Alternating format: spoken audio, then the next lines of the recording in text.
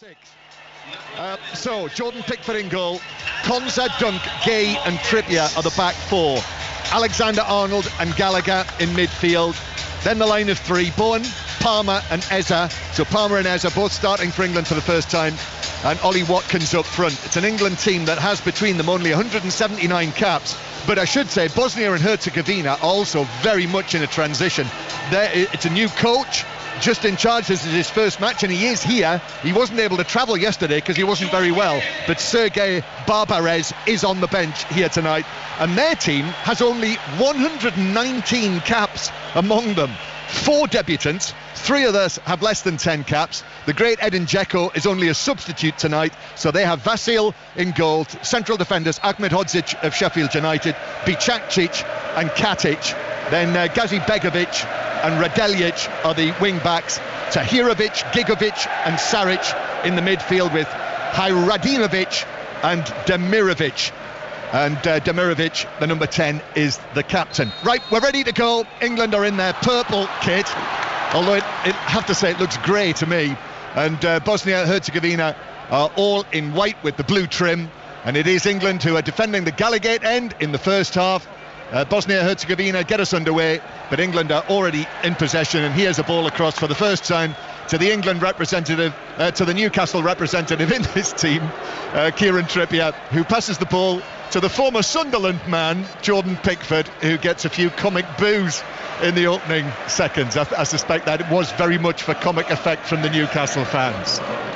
Don't you? I think he'll get him throughout the game though, me, John, just for the banter. I'm sure he will. So we've got Jonathan Woodgate and Leon Osman with us, England internationals both, and it is England in possession. Looking forward to seeing how Eza does tonight. As I say, Eza and Palmer starting for England for the first time, and Kieran Trippier, when he was talking to us yesterday to Ian, he did pick out those two for players who'd look good in training. Long ball over the top, but that's beyond the run of Watkins and bounces all the way through to goalkeeper Vasil. So a big night for those two. Certainly Cole Palmer, the season that he's had, to get a chance now to start for England. Cole Palmer's been outstanding all season, John. He's had a terrific season. One that I wouldn't say everyone expected him to do what he's done this season. He's an extraordinary talent, but another chance for him tonight to go and show what he can do. I'm sure he'll go to the Euros, by the way. I think he's an absolute cert. Yeah, it's almost more a case, is it, of whether he'll manage to force a way into the team, never mind the squad. A throw-in for Bosnia-Herzegovina. Bicakcic takes the throw, but that's a poor touch actually in the middle from Saric, which knocks it straight out of play, and a throw-in to England. So this is the second time in 4 days we've brought you commentary on an England international here at St James's Park. The women on Friday night, the men here tonight.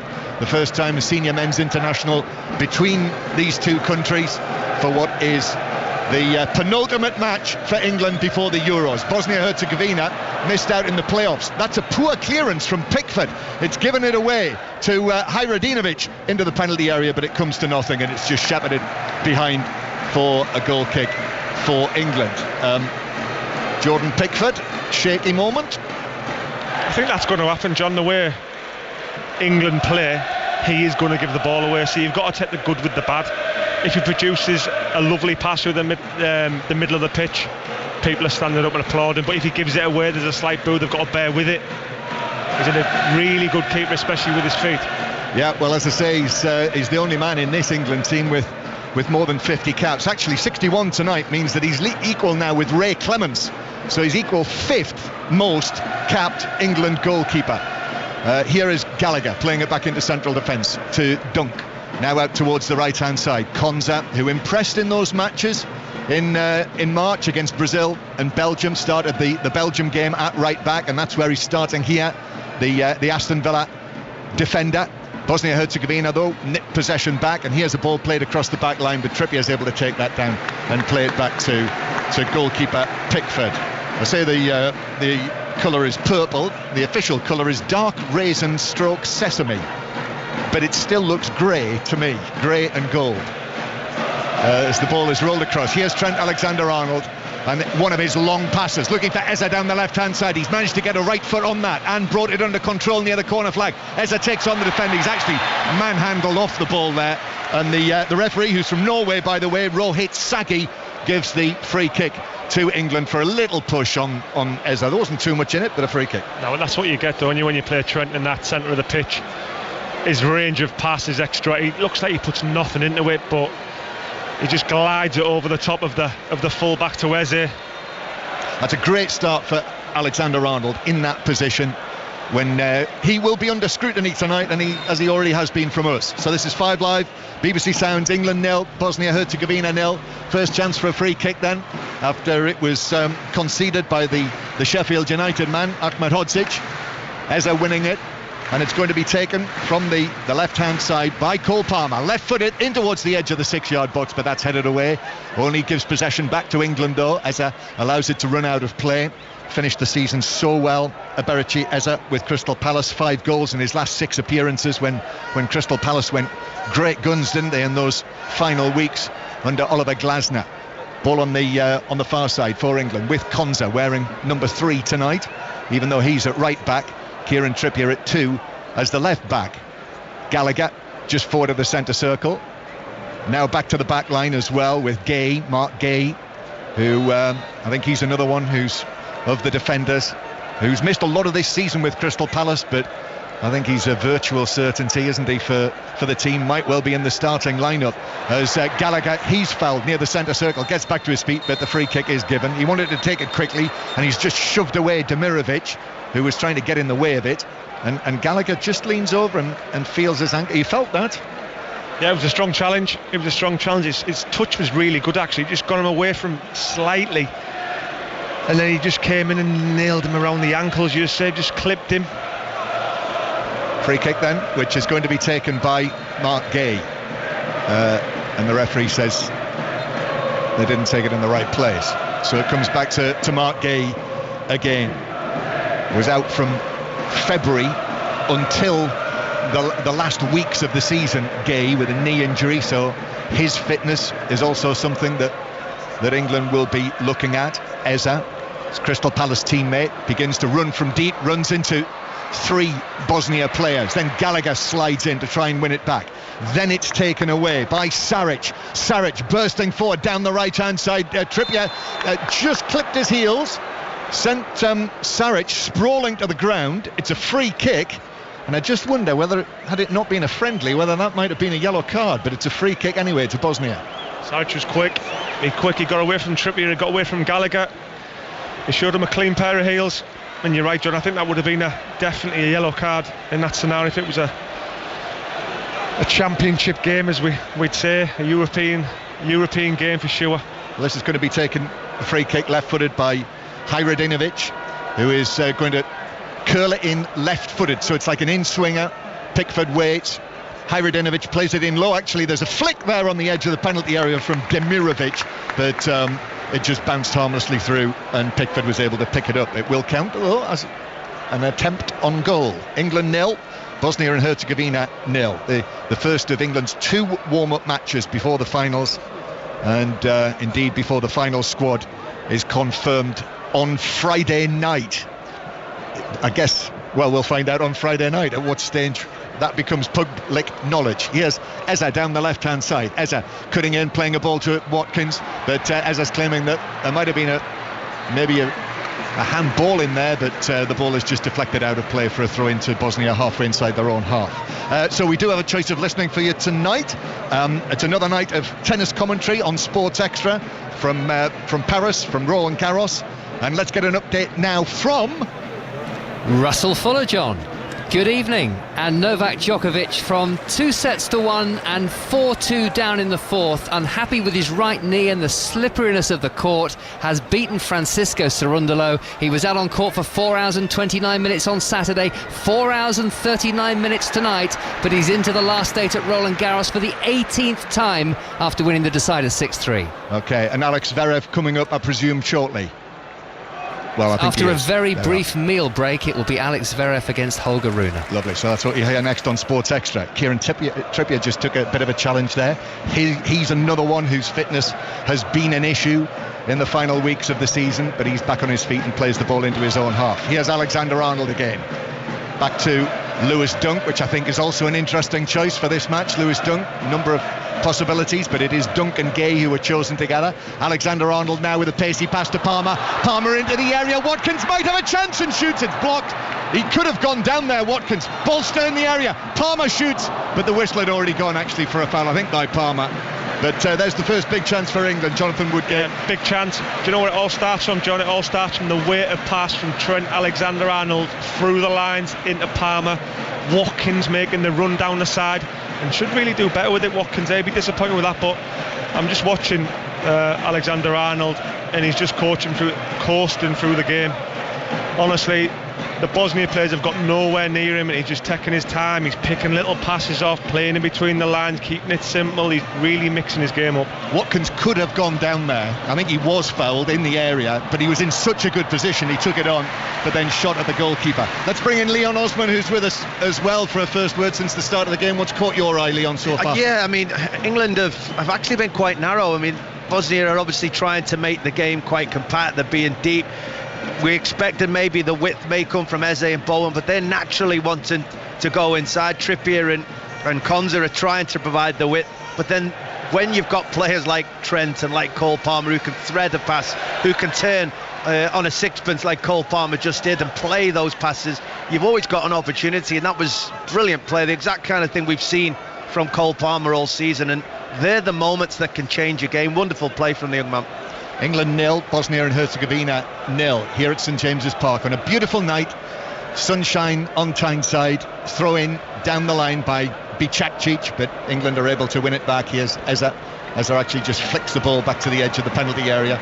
Producer Gary points out that the actual announcement for the squad, the final 26, is at 10 o'clock on Saturday morning, but England have to get the 26 into UEFA on Friday night. So if that news doesn't come out before 10 o'clock on Saturday morning, I'm Ronald Koeman. Here is Gay on the halfway line, back into Gallagher, knocks it back to Dunk on the halfway line. Then Trent Alexander-Arnold turns, the challenge comes in on him. Alexander-Arnold keeps his feet, gives it back to Gay near the halfway line, and then Gay with a short pass to Alexander-Arnold. Hair short, very short. He looks as though he's already had his tournament haircut. Maybe he knows that he's going to be on the plane. A bit like Mr. Flintoff. Well, exactly. Gary Flintoff. Yes, as England start down the right-hand side, but it's deflected out of play for a throw-in that Konza is waiting to take. Back to Gallagher it goes. Gallagher moves infield and then just turns it back to the halfway line. Scotland have already played tonight. If you've not heard that, and a Bosnia player has gone down off the ball and is lying on his back with his hands on his face. So whether he's taken a knock, it's not entirely clear. I mean, that was nowhere near the ball, and the player involved is he is moving, seems okay, but he's holding the left side of his head, and the medical people have been very quickly waved on, and on our little screen here we're just seeing, well, it was Jared Bowen, wasn't it, on the far side, who's just turned into him, and he's maybe caught the arm of Jared Bowen. Didn't look much. Didn't look much at all, but he's down, he's getting a little massage on his face. But, no. It's Gazi Begovic, Yusuf Gazi Begovic, who has gone down. So the players are going to come to the side of the field and take some more fluids on. So let's bring in Leon again while we've got the chance, Leon, for Trent Alexander-Arnold and the night that he's got here tonight.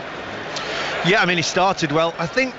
I'm not sure he's going to be stretched too much defensively, which is one of the things I suppose we're all wondering about, the position, whether he can take it up. But if you're coming across teams where you know you're going to have a lot of the ball, he's doing exactly what you want him to. Get on the ball, spray passes, everything's going through him, trying to find those threaded ones. Everyone loves it when he does the crossfield raking passes. I love it when he threads them through the tight areas, through the middle of the pitch, giving the likes of Palmer and Eze, when he comes into those positions, an opportunity to get the ball early and get turned. Yeah, and as you mentioned, Leon, I think already tonight we've seen one link up between Alexander-Arnold and Palmer, and I think that's definitely something that we could be talking about at the end of the night, those two and the potential link up there.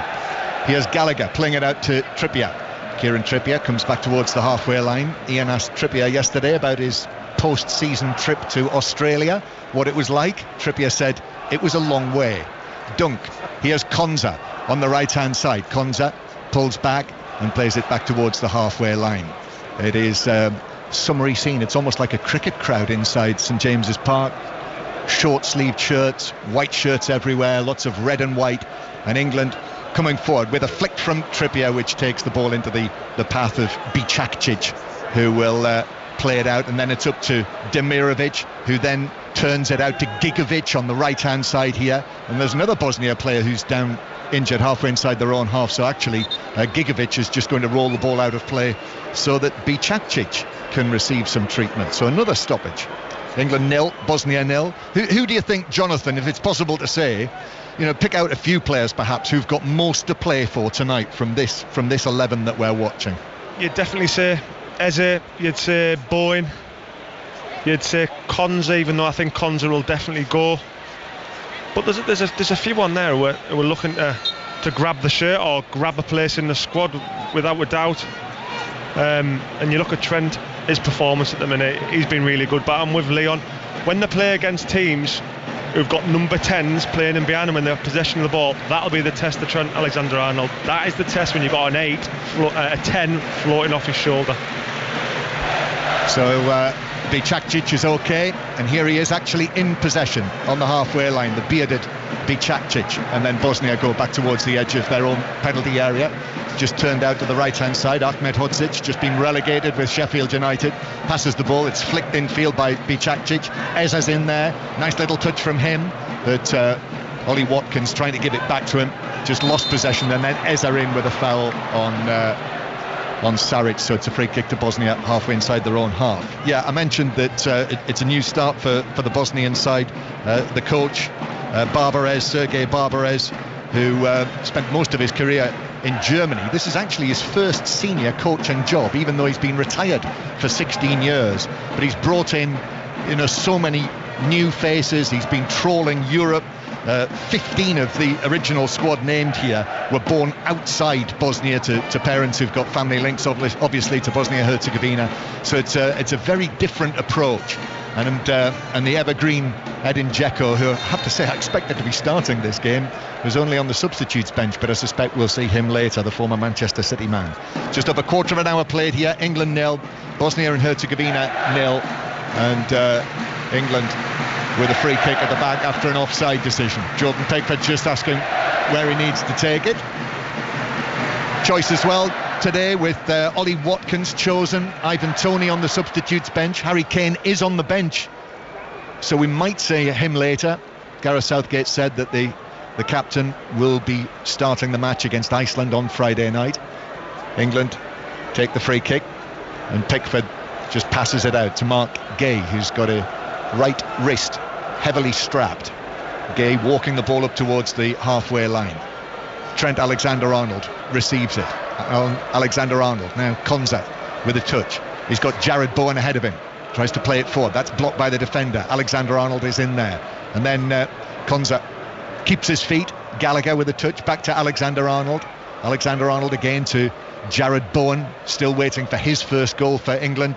Jared Bowen, this is his 8th cap. He thought he'd scored against Belgium in March, if you remember, but VAR ruled it out. Now Eza on the left-hand side. Eza rolls his foot over the ball, then takes it on, beats his man into the box. Palmer tries to cross it, that's blocked. Back to Trippier on his right foot. They wanted him to shoot. Gallagher will have a go, but that curls away wide and high of the far top right corner, and it's a goal kick for Bosnia.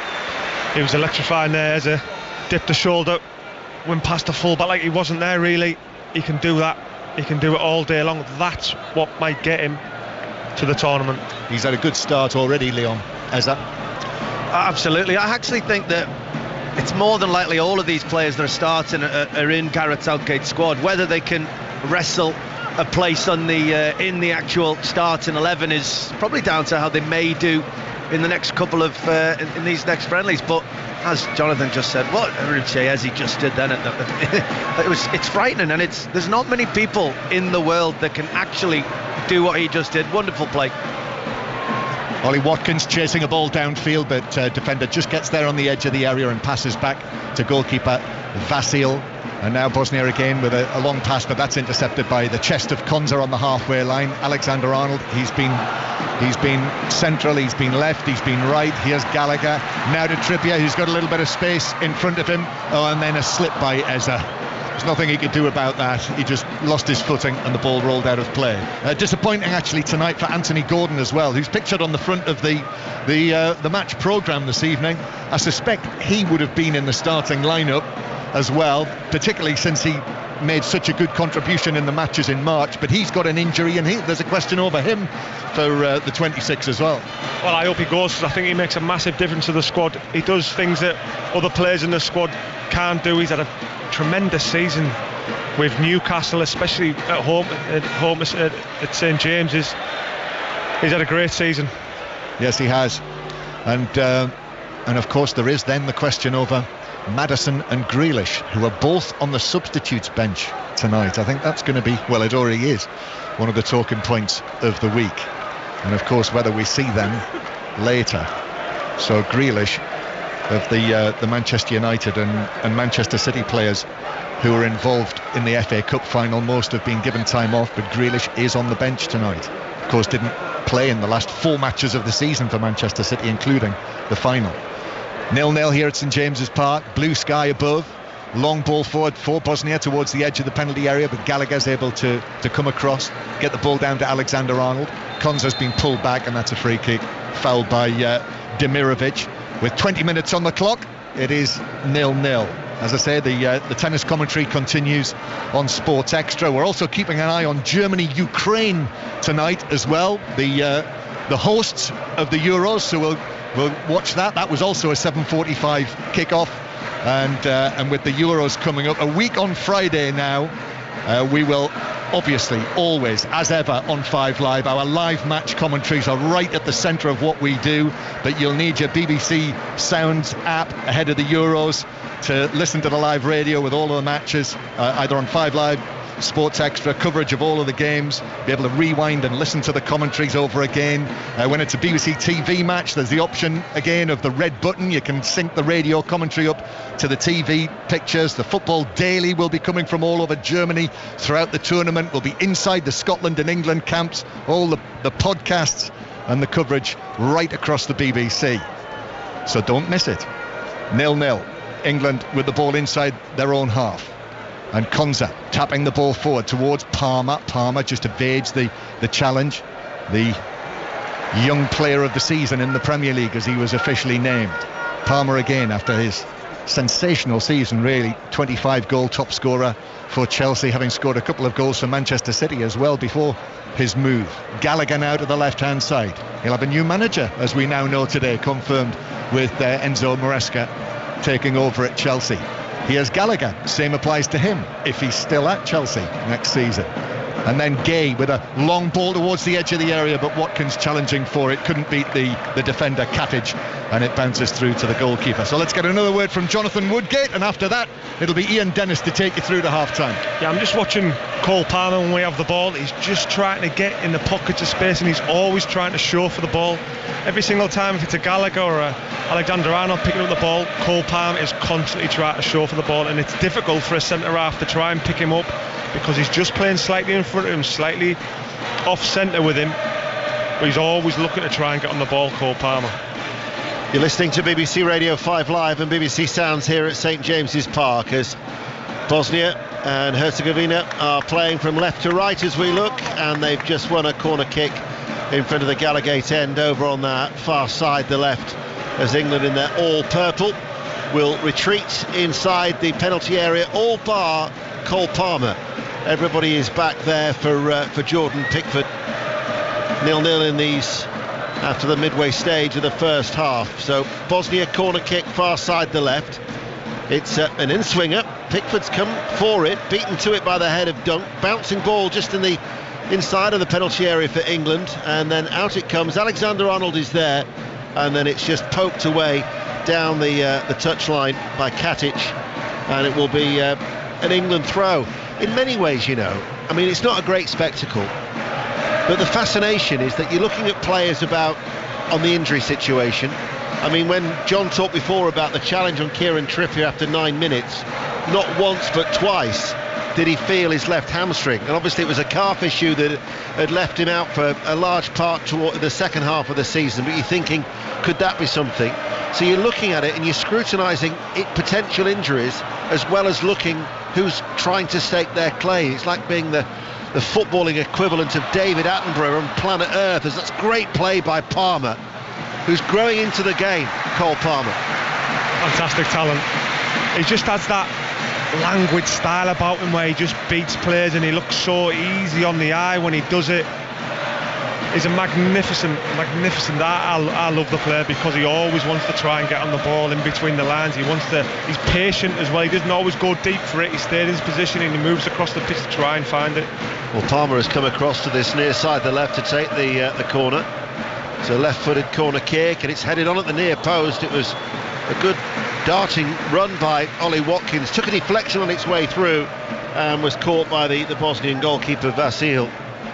It's his first start for Cole Palmer, but even back in March they were so impressed with him, the way that he just slotted in, just so relaxed, so chilled. Cole Palmer. And for Eberici Eze, not only is it also his first start, but it's his first appearance at home when you consider his previous appearances have been away at Malta and then at Scotland away as well. So Eberici Eze, who gives you something a little bit different. You think about Jack Grealish, whose position I think isn't assured at all by any stretch of the imagination for the final squad of 26. Grealish sometimes doesn't beat the man straight away. Eze glides across the surface, and that's his first intention. Very, very positive. I think if Jack Grealish had been fit all season, he'd have definitely gone. He hasn't played that many times, so there's still a question mark there. It'll be interesting to see what Gareth does with it. Gay out to Trippier, the England captain, third time that he's skippered his country, Wales and Andorra previously, as Trippier passes the ball back to Gahey. He made 3 appearances towards the end of the season that's just gone.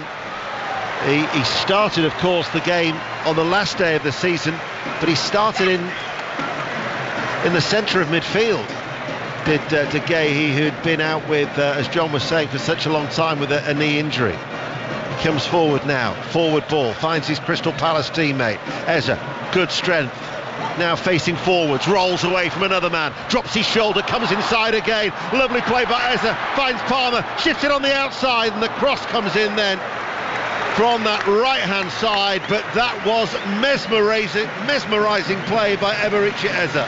When he comes inside the pitch and he just dips his shoulder and he goes one way and he goes the other way, his balance is terrific.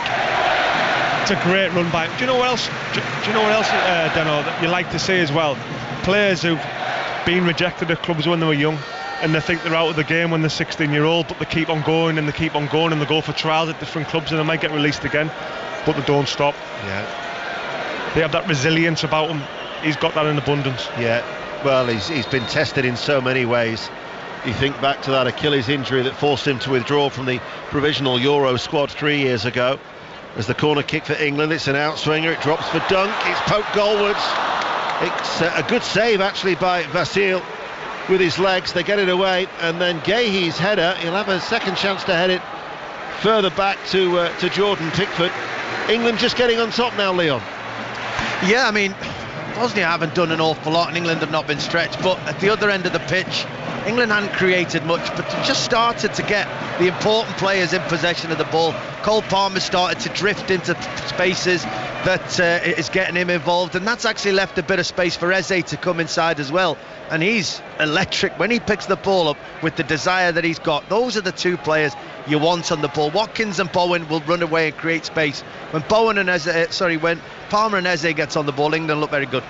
It was Konsa who poked the ball goalwards that was blocked, picked up now here by Bosnia, and an opportunity with Hajradinovic. Gigovic has actually gone down, holding the base of his back, and the ball is knocked out of play. That necessarily hasn't helped the flow of the game. There's been a number of stoppages in this first half. 3 times now, going down a bit too easy and staying down a bit too easy. You just want the flow of the game to help the game, to help the atmosphere in the game. He's just been booked as well, which is a yellow card shown by the referee from Norway, Rohit Sagi, who will not be one of the 18 match officials who you'll be watching or listening to in the Euros. Of course, comprehensive coverage throughout the BBC for the tournament that starts with Germany against Scotland. So Gehi has been booked. Interesting as well about Konsa, we talk about players trying to stake their claim.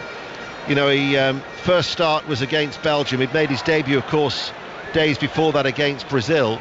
But if you recall, John Stones had an injury about 10 minutes into that game against the Belgians. So therefore, Konsa at right back had to move into the centre of defence. So this is his first real start to try and impress as the deputy for Kyle Walker. Yeah, and he can do that. He can do that. He played there for Villa as well. Last season he can play in that role. He's quick, he's intelligent with his defensive positioning, and I always like it when a centre-back can play right back as well. They can do both sides of the game, and it shows he's got speed and he's quick, and it helps a lot. Play back underway, still goalless here on BBC Radio 5 Live. Vasil chips the ball out towards that far side for Gazi Begovic, kept in play by Alexander. Oh no, it wasn't. It will be a throw to Bosnia over on that far side. When they initially selected this game, Bosnia were in the playoffs. They subsequently lost that against Ukraine, so there could have been every chance that they may have figured at the Euros when the selection was made. But it was a different type of profile to what England had wanted when they took on, you know, two teams in the top 5 of the rankings in March in Brazil and Belgium. They've got Iceland, of course, to follow this on Friday. You'll hear that, of course, here on BBC Radio 5 Live. And don't forget, tomorrow we'll have live coverage of France against England in Saint-Etienne for that Women's Euro 2025 qualifier. 8 o'clock kickoff, all the build-up from 7. But this is a warm-up game, the penultimate warm-up game. It's still goalless as Dunk, coming forward now, the Brighton and Hove Albion defender, carries the ball into the Bosnian half. Konsa, Bowen just tried to tickle it first time. Alexander Arnold has been, I don't think he's had a misplaced pass yet in the midfield, has he? Broke sweat. Here is Eza, coming in off the left touchline, looking to link up with Watkins, goes away from Watkins, and then the ball is played back by Tahirovic and then swept away, all in red, by Nikola Vasil, the 28-year-old goalkeeper. They've had a number of retirements, so he's now got an opportunity to become the new number 1 as the ball is brought away at the back by Bicacic, and then a stumbling Gigovic passes the ball in field. Radinovic, Gigovic once again, and Bosnia seeing a little bit more of the ball.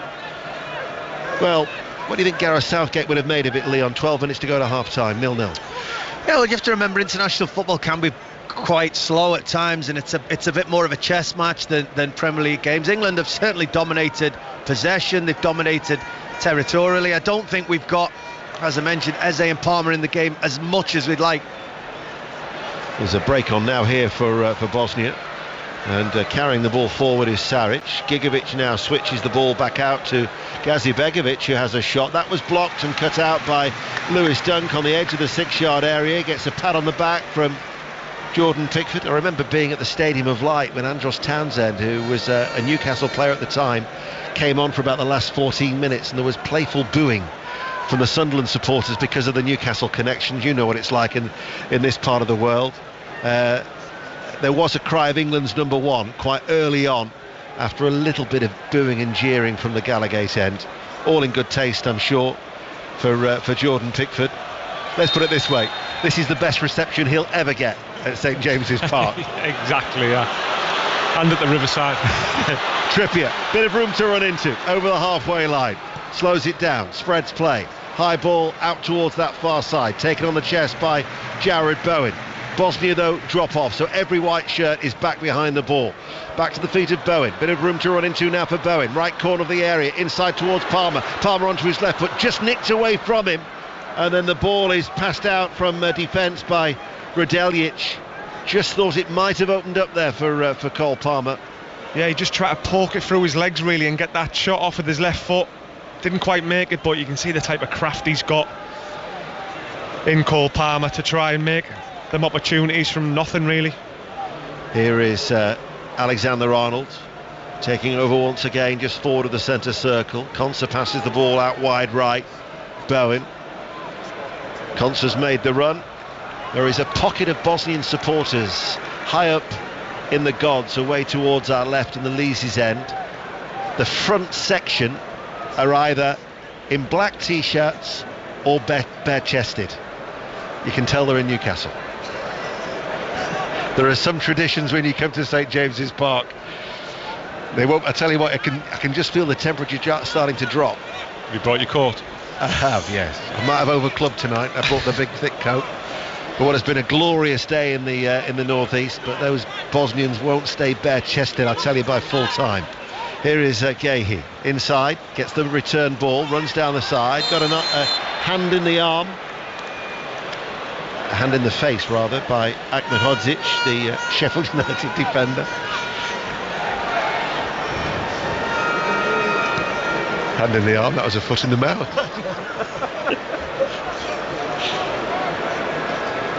Stop giggling, Leo. Can you feel you shaking next to me? Palmer, Konsa, still 0-0.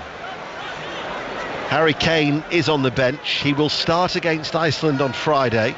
John Stones, incidentally, will be all right for Friday. Had a little brief chat with him ahead of the game. But there's no Shaw, Maguire, Saka, Stones or Gordon. Stones actually didn't link up with the England squad until Saturday, so there was no real issue with John Stones. Saka has been progressing from that muscle injury. It's a high ball, is switched out into the inside left channel of the penalty area. Trippier unable to keep the ball in play. Shaw is a little bit more optimistic, Gareth Southgate. Maguire was one-on-one training yesterday at Rockcliffe, and Anthony Gordon might be okay for Friday. I think Gareth's not even really thinking about that game. He'll be thinking about that first game in Germany when his players are going to be fit. That's what he'll be looking to aim for. Haven't really created much though, have they? I mean, I know it's effectively a second string side, but there's been little bursts from Eza, Palmer, Alexander-Arnold's impressed in the midfield, but haven't really had a sustained spell in the game in this first half. Sometimes you get that with international friendlies, especially at this stage of the season. They probably had maybe a week off or maybe 10 days off. Some of them, they come back, they've trained a little bit, there's a little bit of routine in there. So I understand why it's a little bit slow at times, and you know, Bosnia is staying deep behind the ball and they're compact and it's difficult for us to play through them. But this is what we're going to face in the Euros. There'll be teams that is playing against us who are compact, defensive minded, then look to break on the counter-attack. Very much so. Serbia, Denmark and Slovenia. Serbia in the opening game in Gelsenkirchen on the 16th. Gareth Southgate not happy with the challenge that was put in on Everici Eza there. England almost won the ball back. In fact, if you recall the two warm-up games ahead of the last Euros that were both played at Middlesbrough against Romania and Austria, they're both 1-0 victories for England, so hardly goal fests. But it's a question of getting players back fit, building up their intensity levels. There's a lot to factor in. Yeah, exactly. The minutes in the legs are really important as well. Different positions of certain players. You say Cole Palmer's first start, yeah, which is really important for him to start feeling at home in that position. Can we thread balls through to him even more? Ollie Watkins had an opportunity to stretch his legs. He was sent off in pursuit of the ball away down to the left-hand side. He got a little push in the back from Katic, formerly of Glasgow Rangers. Had 4 years at Ibrox before he left for Zurich, where he still plays this season. The 27-year-old defender, 60 appearances during his time with Rangers. As Vasil, the goalkeeper, all in red, is in no real hurry to take this goal kick, as it remains 0-0 with 7 minutes to go to half-time on BBC Radio 5 Live. Gallagher keeps the ball in play, but actually presents it to Tahirovic. Eza plays it on the inside. Gallagher on the stretch, beaten to it though by Radaljic, who came out of defence. He's one of the three central defenders, Radaljic. They've got Bazi Begovic on that far side as a left wing back, and then on this near side they've got Bicakcic as the right wing back, but hardly getting forward on many occasions for a Bosnia side that has actually lost their last 4 games. The last time they lost 5 in a row, you have to go back 12 years, as Pickford, all in yellow, passes the ball forward.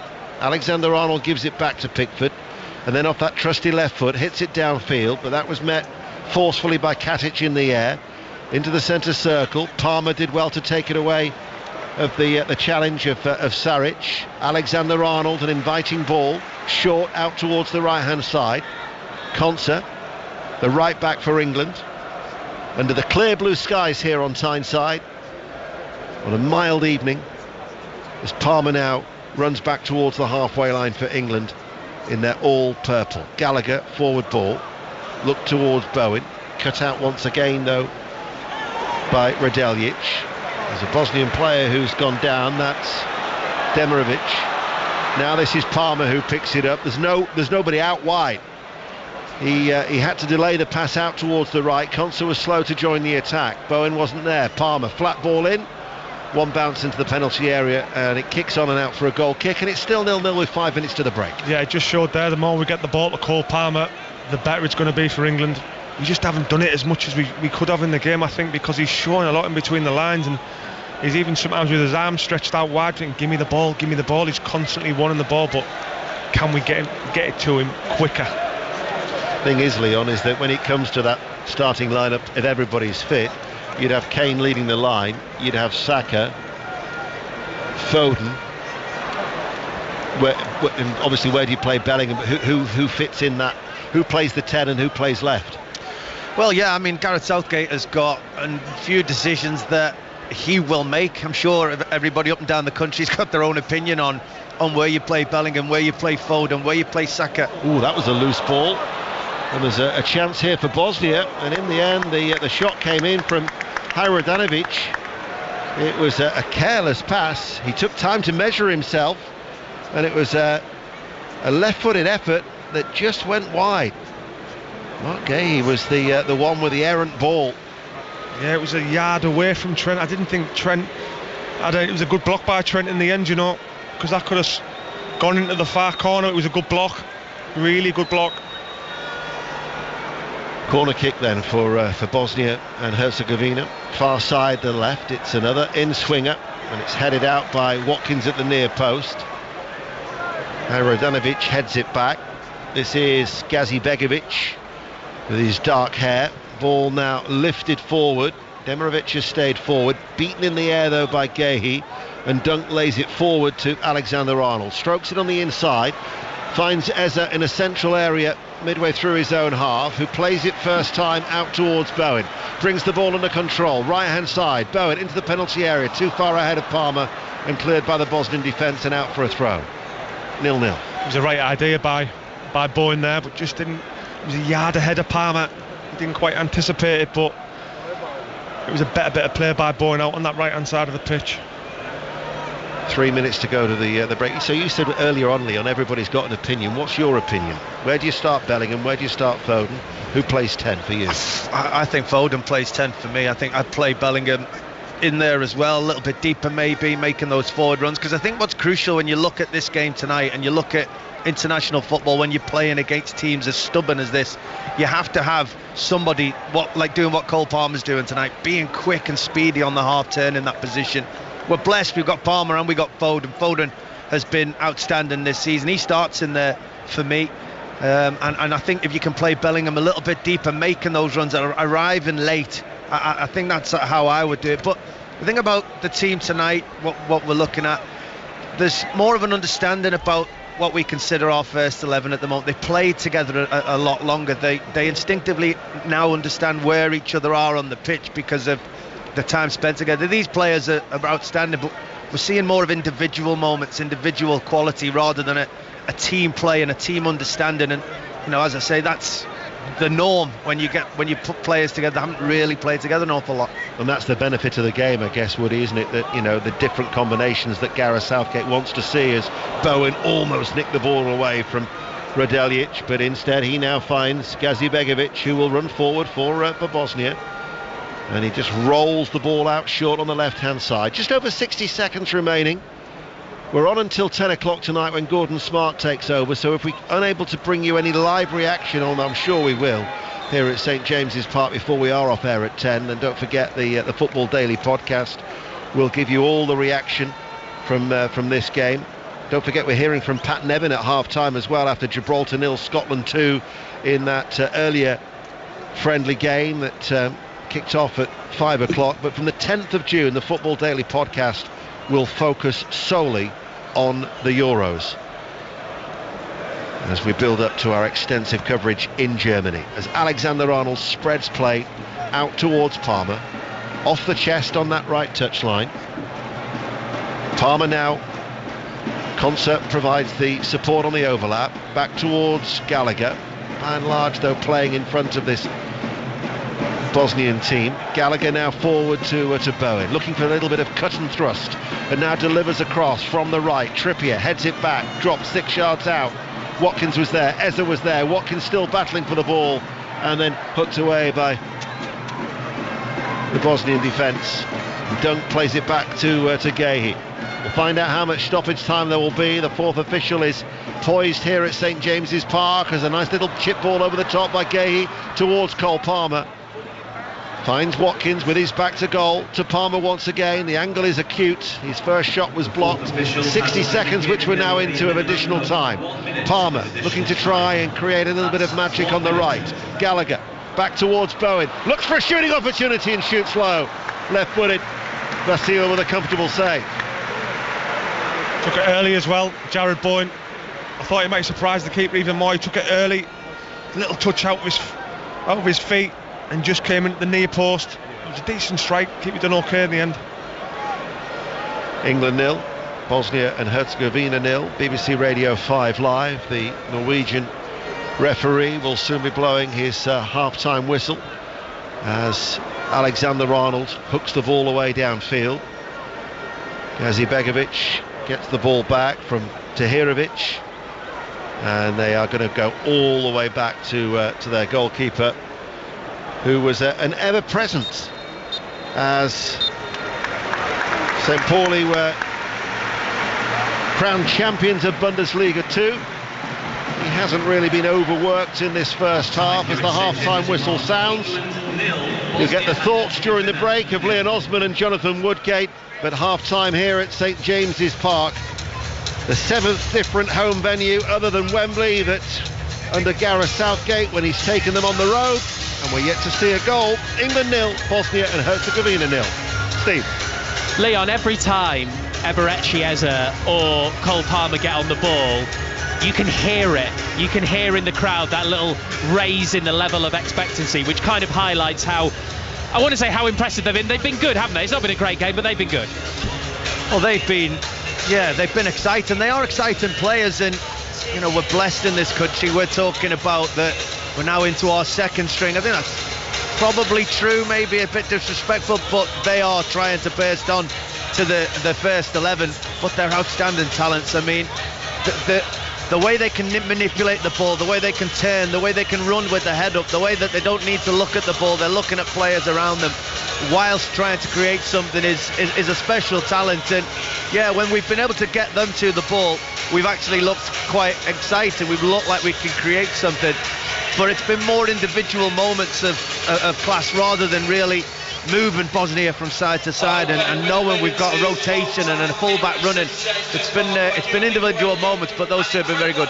The other thing, Leon, that occurred to me during that first half is, if you're Jack Grealish sitting on the bench so far tonight, you're thinking, well, Anthony Gordon might be ahead of me, Phil Foden's definitely ahead of me, Eberechi Eze's looking good, I want to get on that pitch and show something. Yeah, that's it. You want to be out there on the pitch. You want to be able to say, well, do you know what, I've had a go at it. Maybe I didn't perform, or maybe, give me the opportunity and I'll get out on the grass and I'll show you what I can do, because that's what Eze's doing at the moment. That's what Cole Palmer's doing. at the moment. They're saying that I think I might be in the squad at the moment, and you're going to have to wrestle this shirt from me, because when I get the ball, I'm going to create something. I'm not just going to pass on responsibility. I'm not just going to keep the ball moving. I'm going to try and make something happen at the right times. You can't just try and create something and do something every single time you get the ball. It becomes predictable. But when opportunity been there, yeah, they've tried to do something, and that's what everybody on the bench, we're talking Jack Grealish, we'd say Maddison as well, they'll want to get on the pitch as quickly as possible. And Jonathan, just on Kieran Trippier, it's fascinating because we're only about 20 metres from the pitch here, so you can have a real good close look at Kieran Trippier. And what I noticed in the first half is the other side of the game that Gareth Southgate will love about him, which is he is constantly telling everybody what to do. Sometimes, even if they're on the opposite side of the pitch, he's talking, he's pointing, he's telling them. He's a leader, and that's what leaders do, and he's paramount to what England are going to do in this tournament, I think, as well. Even if he doesn't play, if it's Shaw comes in after a game or so, but he's paramount with the squad. He can play right back, left back, but like you said, he's a leader, and to have those leaders in your group going into a tournament is absolutely huge. But it's great watching him. It's brilliant watching him, because if you look at any of the young players these days, and you see them sometimes in youth games, and there's not a lot of leaders, there's not a lot of talkers, but I tell you what, you can get your career in the game if you're a good talker and your communication, you boss people around and you offer encouragement, and you can see Trippier doing that all game. Good stuff. So England 0, Bosnia 0, half-time here at St James's Park. Second half commentary, of course, to come. Today, by the way, sees the launch of a brand new Euros-focused series of the Match of the Day Top 10 podcast. Gary Lineker, Micah Richards, Alan Shearer ahead of the Euros this summer. Only available, of course, on BBC Sound. So new episodes dropping daily on the feed, starting with episode 1, which is all about Euros defenders. We're going to talk a bit more Euros with Pat Nevin after Gibraltar 0, Scotland 2 in their first Euros warm-up earlier this evening. We'll do that after the news with Stuart Clarkson. This is BBC Radio 5 Live. Listen on BBC Sounds.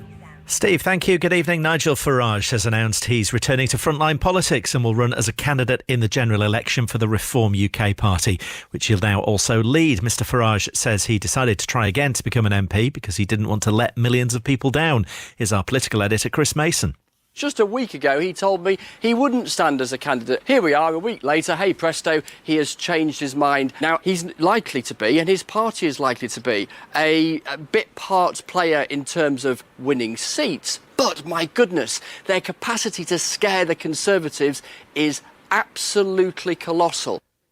Israel's army has announced that 4 hostages taken by Hamas, including an Israeli-British national, have died in Gaza.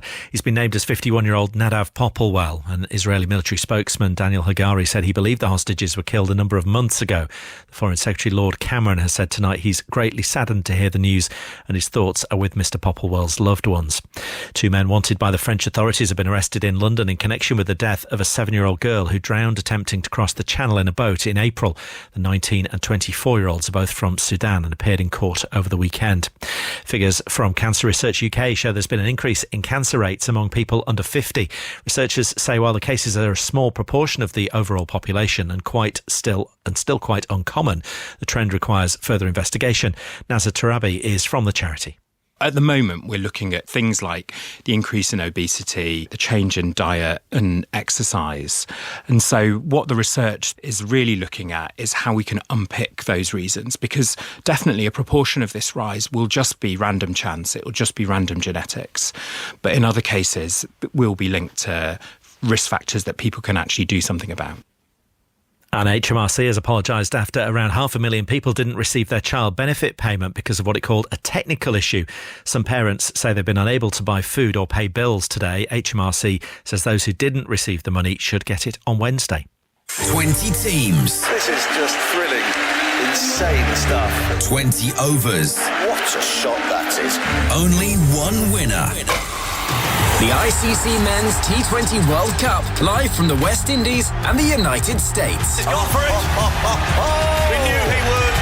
And into the pavilion it goes. For exclusive interviews and definitive analysis, subscribe to the TMS podcast. Ball-by-ball coverage continues on 5 Sports Extra. Listen on BBC Sounds. This is 5 Live Sport with Steve Crossman. On 5 Live. Listen on BBC Sounds. And it's England 0, Bosnia Herzegovina 0 here at St James's Park. Second half commentary to come. We'll talk Scotland shortly as well. Tennis first of all, though, let's take you back to Paris and the French Open. Russell Fuller is there. Russell, you'll have heard the other night us talking about Real Madrid, and the problem being that they sometimes make you think you've got a chance and then suddenly they finish you. Can we sub Novak Djokovic in for that tonight? I think Francisco Cerundolo is feeling a little bit by Borussia Dortmund right now, because he was 2-1 up and he was 4-2 up in the fourth set against Novak Djokovic, the top seed, the 3-time champion here, the 24-time Grand Slam champion in total. And he did blink at that position. He played one poor service game, opened the door to Djokovic, who of course stormed through it, won the fourth set by 7-5. And even though the fifth was competitive, it was 6-3 to Djokovic, and he's into the quarter-final yet again. And he hasn't been into his press conference yet, Steve. We just don't know how his knee is, because he seemed to injure his knee early in that match. It was a problem from the second set onwards. He was blaming the courts. He feels they're too slippery. He wanted the courts swept every 4 games rather than every set. But he's come through. You wonder how much toll this takes on his body, because it's one thing winning in the previous round over 4 hours and 29 minutes at 7 minutes past 3 in the morning, but then to come back 36 hours later and take another 4 hours and 39 minutes on court ahead of potential quarter-final, semi-final and final against top 8 players. He's human, so it certainly must further decrease his chances of winning another title here, but he's still in contention, he's still in the mix. You're not on course for another 7 minutes past 3 finish, are you? Well, I do fear a little bit for David Law and Katie Smith and Annabelle Croft in the 5 Sports Extra commentary box tonight, because this match, the night session match, started an hour later, and it's Alex Zverev, who had a 5-set match in the previous round, against Holger Rune, and this is likely to be very, very competitive.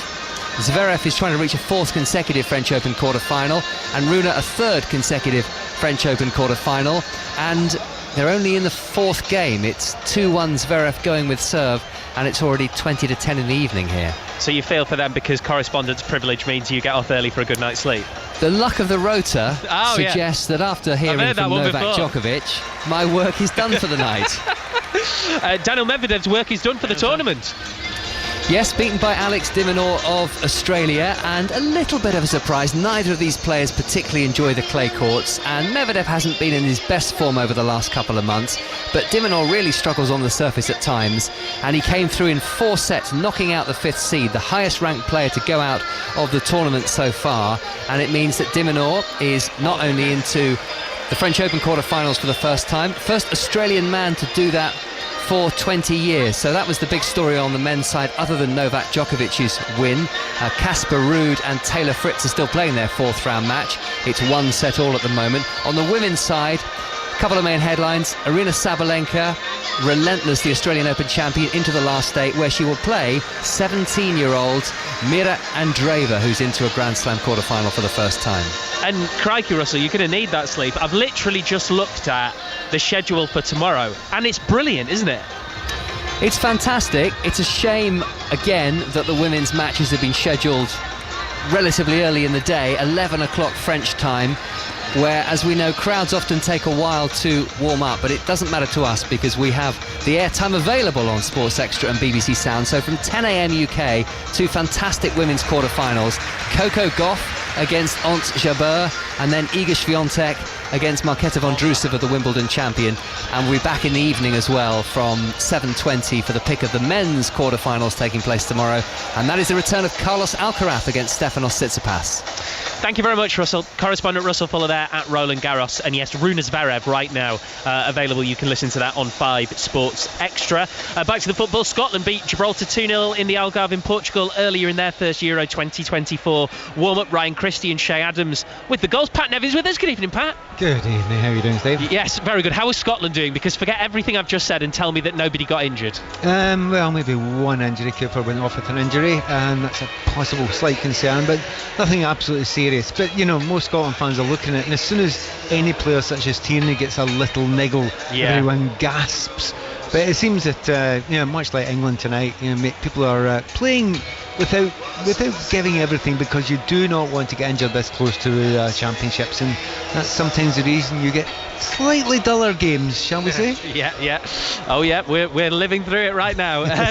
Positives: Ryan Christie and Shea Adams, neither of them had scored for quite a long time actually, so at least they get a bit of confidence going in. Yeah, it's good. I mean, 2-0 doesn't sound great against Gibraltar, but it's kind of almost par for the course when you're playing against Gibraltar and, you know, away from home. They're hard to play against, they're stuffy, you know, they make it hard. Scotland had 20 shots or 20 attempts on target in the first half, and, you know, eventually they only get 2. So that's, you know, they'd like to have had 3 and that'd have been good, but they've lived with that. I think more than anything else, they'd love Lawrence Shankland to have scored. You know, him coming on, getting an opportunity to start, and they would love to get off the mark for Scotland, because with no Lyndon Dykes, he may well be needed a lot more than was originally thought. And realistically, apart from not getting injuries, there aren't often that many big things you can take from a first warm-up. But are there small things that Steve Clarke will look at from tonight and think, well, I like the look of that? Or indeed small things he might look at and think, I don't really like the look of that? Well, one of the small things I remember was I got a game. I get into one of the tournaments because of one of these games. Yeah. Scoring a goal. So, you know, that can happen, and you want to take your chances. The ones that are certain to go, they're just not exactly going through the motions, but they're doing enough. But the others that are uncertain, the likes of James Forrest, you know, he got another 90 minutes, he's getting a lot fitter. McCrory played at right full back. That's Scotland's position. You know, England have got the difficulty at left back, whereas Scotland have got a problem at right wing back, right full back. Ross McCrory come on, didn't do it particularly badly, but it was against Gibraltar, so, you know, a clean sheet, we can throw all that at it as well. We tried 4 at the back instead of 3 at the back, you could try that as well. But in the end, it's about getting through the game, not getting embarrassed, and moving on to the next one, which is Finland on Friday night. Pat, I know you've been talking, so you might not be able to hear it in the background, but I just wondered, as a DJ, how you feel about a techno remix of Sweet Caroline, which is what we're listening to right now at St James's Park. I can deal with that. I mean, Neil Diamond's just brilliant, fantastic. However, the music that was coming from the tennis there, I took my headphones off. I just couldn't go with it. That Euro disco stuff kills me, mate. That exactly is what it's been like. Pat, top stuff. Thank you very much. Pat Nevin there. Scotland victorious then 2-0 in Gibraltar. Finland at Hampden is the final warm-up match on Friday, and then of course a week on Friday, Germany-Scotland in the Euros opener on the 14th of June. Right, players out for the second half here at St James's Park. Leon Osman, Jonathan Woodgate, Ian Dennis and John Murray. And just when we've been talking about and with Pat, I must mention I've just read his latest book, which is excellent. I'd really recommend it, and I think it's out in paperback this week, so if you're looking for a bit of summer football reading, you would not do too badly to go down Pat's route. Right, here we go. No changes at half-time. I thought there might be a substitute or two, Jonathan Woodgate, but it's the same team for England. Pickford, Konza, Dunk, Gay and Trippier, Alexander-Arnold, Gallagher, Bowen, Palmer, Eza and Watkins. Yeah, I think they'll make subs about 60-65 minutes. They might give them another 15-20 minutes each, and 2 or 3 subs will come on, I presume. So if you've just joined us, it is 0-0 in England's penultimate match before the Euros, before that first match against Serbia, that first group match, which is a week on Sunday when we'll be in Gelsenkirchen. And England getting the second half underway. The Bosnian team in the almost all white kit with the blue trim. I'll run you through that again in a moment. But here is Eza, who was one of the bright sparks of the first half for England, but rather underwhelming, as I said right at the outset. It's one of those England teams tonight that we'll probably not see again. Palmer, nice touch, tries to go round the defender Radeljic. They haven't cleared it. It's flicked by Bowen, back to Palmer, and Palmer wins a corner off Katic. So corner to England right at the start of the second half. Most things that happen for England come through Palmer. They really do. He's the one who can unlock that door. He looks like the type of player that can just produce again, him and Bowen in close quarters. So Alexander-Arnold to take this corner for England on the right hand side, wearing the number 8. I think he wore the number 10 last time he played for England. Alexander-Arnold then raises his left arm. Here's the outswinging corner to the back post, which Watkins got his head to. I think it flicked off a defender first. He did get his head to it, but it looped over the top of the crossbar. Let's bring in Leon Osman for the first time in the second half. So no changes, Leon, but I suspect the changes will come. Yeah, but I think there's a fine balance because, you know, some of these players haven't played for 2 weeks. They're going to be in the squad, maybe even a bit longer than that. They're going to be in the squad, so they need game time. So as much as we're thinking about rotating and giving other people opportunities to impress, Gareth needs to know that if he calls on these players who we think are probably squad players, they have to have a little bit of football in, and that means being at least 70-75 minutes at times. So it'll be interesting. Bosnia have given it away, so England have got it back again, and here's Bowen attacking the penalty area, gets a fortunate bounce of the ball, but with a touch that took it through to Radeljic, who was able to clear it. Very inexperienced Bosnian team. They failed to make it to the Euros. They lost in the playoffs against Ukraine in the semi-final, and they've got a new coach now who wasn't able to travel with the team yesterday, but he's here. He's just down in front of us, our low commentary position at St James's Park, all in black. Sergei Barbarez, and the team that he's picked tonight, no changes for them either at half-time. Parma over the halfway line, that was nice. Eza takes it up, a sliding challenge, and that means the Bosnians could be away after Bicakcic won it back. Now the ball is played by Hajradinovic out to the right-hand side, where Gigovic brings it forward. Now Hajradinovic again over on the far side, left-footed ball in towards the edge of the penalty area. This is better for Bosnia. Ball across the penalty area, that is cut out by Stretch and Konza, and actually the clearance has landed at the feet of Bowen, who is running away to the halfway line, but two Bosnian players both come in with the challenges, and it's slid out of play by Saric in the end. So the Bosnian team tonight, Vasil, the goalkeeper, a back five of Bicakcic, Ahmed Odzic, Katic, Radeljic and Gazi Begovic. Then in midfield, the four, Gigovic, Saric, Tahirovic and Hajradinovic, and then the captain, Demirovic, is up front. Edin Dzeko is among the substitutes, by the way, the veteran Edin Dzeko at 38 years old. As England, Alexander-Arnold, good ball, bounces up, and Watkins tries to play it through, but he just didn't get enough on it, and it was straight into the path of the goalkeeper, who was able to grab it. Some pass by Alexander-Arnold there, saw the run by Watkins, but what England are doing slightly a bit more different now. Kieran Trippier is playing a lot higher on that left-hand side, and Ez is a lot further in, and they're trying to build with three centre-halves in possession of the ball, with Trent Alexander-Arnold and Gallagher just playing in front of them. Gigovic wins it back from Gallagher. Gigovic is forced back into his own half. Parma is nipping away at him. He didn't like that, Gigovic. There was a bit of a reaction there, and as the ball's played forward, Mark Gay is fouled by Demirovic. So England 0, Bosnia-Herzegovina 0. Quick free kick, Watkins onto this, defender coming back in, and the ball bounces away, but actually the offside flag is up, and it's a free kick to Bosnia in front of their own penalty area.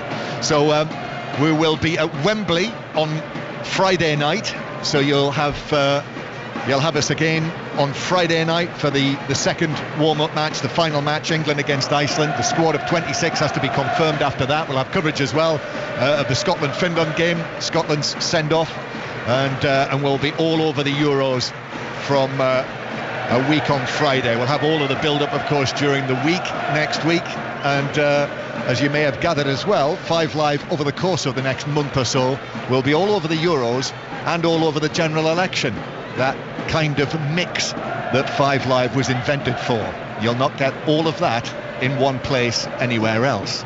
Here's Pickford now, pulls the ball onto his left foot and clears it high over the penalty, over the halfway line, where it's steered back by Watkins. There's a bounce of the ball which falls for Bicakcic, and then it comes back into central defence to Radeljic, who gives it out to the left-hand side here, Gazi Begovic. And the Bosnians keeping possession inside their own half. England support, it's that usual mix of England fans who'll have come from all over the country. There are lots of Newcastle fans in here, but I would suspect as well there'll be lots of Sunderland and Middlesbrough fans as well in here supporting the home team. Alexander-Arnold playing the ball in towards the edge of the penalty area, but that's headed away on the edge of the box. Back to Gay on the halfway line. Now Kieran Trippier looks for Gallagher in field. Gallagher square to Alexander-Arnold, low through to Bowen. Bowen, edge of the area, shoots. That was blocked by a defender. Alexander-Arnold was onto the deflection, gives it to Konza on the right hand side, didn't cross it immediately, might have done that. Alexander-Arnold's ball in, deflects off the defender, but it took the pace off it and it just skittered through to goalkeeper Vasil, who was able to drop on it, and it remains 0-0. Again, like the first half, Trent Alexander-Arnold's just trying to get on the ball in certain areas, just trying to slot little balls through. He's found Ollie Watkins now a couple of times down the side. But to be fair to him, he looks pristine in that centre of the midfield position. Here's Palmer now, but Palmer overhits that pass, and that's out of play for a throw into Bosnia halfway inside their own half. 0-0, 5 Live, BBC Sounds. So England tonight without the injured players, so no Luke Shaw. We'll have to wait and see what the state of play is going to be with him. Harry Maguire, whether he's going to be fit for the tournament. Anthony Gordon, the feeling is that he might be okay for Friday night. Bukayo Saka as well. Feeling was from Gareth Southgate yesterday, if he has a rest, because he had a groin injury at the end of the season, but he might be involved on Friday as well. And then the other Manchester United and Manchester City players will be in the picture for Friday evening as well. Here is Trippier down the left hand side. Trippier just checks back, so the Bosnians are back in position, mass defence. Then Gallagher, square from Gallagher to Eza, yellow boots, England in this purpley grey kit that they're wearing here. Now to Palmer on the right hand side, but Palmer goes back in field to Trent Alexander-Arnold. First time ball through, that's nice. Palmer, low left foot shot, took a deflection. The goalkeeper was scrambling to his left, but he knew he wasn't going to be able to reach it and stop it going behind for an England corner from the right. That combination again through Alexander-Arnold and Palmer. He's just slotting them passes through Trent when he sees them, hitting them, doesn't even second guess it, just plays it straight away. Corner taken short by Alexander-Arnold to Watkins, just inside the box, back to Alexander-Arnold, curls it to the back post, header from Dunk, that's blocked. Konza's onto this, shoots from the angle, and that's deflected as well, which takes it behind for another corner from the opposite side.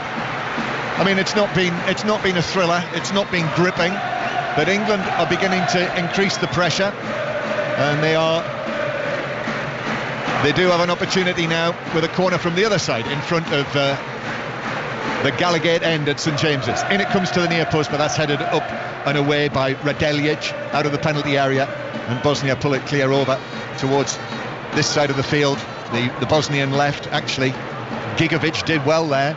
Now on the left hand side, here's Saric looking for the run through the middle, but Mark Gay went with him, so the Bosnians had to go back into their own half, back to the halfway line, and they're knocking it around there again in their own territory. Gigovic just has a look over his shoulder to see where Palmer is, and actually they've gone all the way back towards the edge of the penalty area. What have you spotted, Jonathan?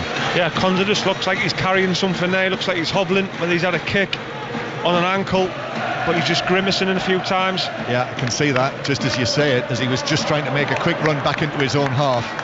Well, that's one of the things, isn't it, from these two matches, that what no coach wants is more injuries, and Gareth Southgate just actually appears from underneath the roof of the dugout, the Perspex dugout here at St James's Park. For those who are interested in this kind of thing, this is obviously what he's going to be wearing at the Euros. Gareth Southgate is a sort of sandy coloured short-sleeved collared shirt. Here is Bowen now on the right hand side, whips the ball across, Palmer on the edge of the area, drags it back, shoots, that's blocked, and it bounces into the path of the defender who's able to clear it. Classic Cole Palmer there. We've seen him do that sort of thing for Chelsea all season, that cute little drag back in the shot. Icy cold in them moments, isn't he? Just didn't quite come off this time. So Bosnia are able to play it away, but Alexander-Arnold gets a touch on that. Yeah, I have to say one of my memories of this season was that 4-4 draw between Chelsea and Manchester City at Stamford Bridge, when Chelsea got the penalty way into added time. And who was it who stepped up to take it? Cole Palmer, against his old club, and scored it as though it was on the training ground on a Thursday afternoon. Alexander-Arnold goes for one of those passes, but Bowen couldn't quite get there. It was just slid away by Gazi Begovic. England just increased the tempo here, the passing slicker and quicker, and Gallagher's ball in now from the right hand side, took a deflection. I'm not sure the goalkeeper was able to get to that before it was over the line. No, he didn't. Referee Saggy says another corner to England from the right. They're starting to really sustain the pressure now. It's like little attacks after attacks, whereas first half it was attack, maybe they'd counter and they wouldn't get back into the 18-yard box for a while, but now it's more England. They're more on top. There's a few substitutes warming up as well. Yeah, whole rank of them, 6 of them down there warming up. That's Jonathan Woodgate, Leon Osman with us as well on 5 Live here tonight on Tyneside. Alexander-Arnold with the corner towards the back post. Watkins got a head to it. It was going well wide. It's actually hit someone, bounced down. Bowen. Then it's played in by Trippier all the way across to Alexander-Arnold on the right-hand side. Packed penalty area in front of him. Goes to the byline, pulls it across. Hits the defender's shins, bounces behind. It was Demirovic, actually, the player that it hit. So it's another England corner. This is number 5 of the second half. Yep, the pressure's increasing. And England have got Bosnia pinned back in there. Corner once again for Alexander-Arnold. So the outswinger again, it's a deep one to the back post. It is headed up and away. There are a couple of England men who've gone down there. Nodded back across the box by Eze. Then the shot by Bowen right through the 6-yard box.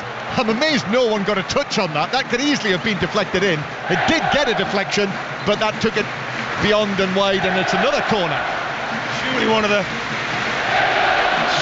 the players has to gamble there on that. I'm just watching it back. Surely Conor Gallagher can get on the back for it. When Bowen's just firing it across the edge of the area. It looked like there was a pull in there as well, John, by one of the Bosnia defenders. Yeah, when the original corner came in. And yes, actually, there is a VAR check going on, a potential penalty. So referee Sagi is just saying to Alexander-Arnold, don't take it yet. Actually, another little thing we haven't mentioned yet tonight, where semi-automated offside is being used tonight. So that's what we're going to see eventually in the Premier League next season, and we will see at the Euros. However, more importantly, penalty check, and the referee's putting his whistle to his lips. I thought he might. Yes, he is. He's going to go to the screen and have a look at this, and you know what this almost certainly means. So this may well result in a penalty. And the Bosnian coach Barbarez is standing down in front of us with his arms wide. And you reckon England have got a case here? It's a clear penalty. Look, if you can see, he's just pulling his. You can even see he's just pulling number 3 off his back. Yeah, Konsa, whose shirt is being pulled by, I think it's Tahirovic, the midfielder. And this, as Konsa was trying to reach the ball, and he's done his best as well there. The legs disappear below him, and here we are. It's a penalty to England.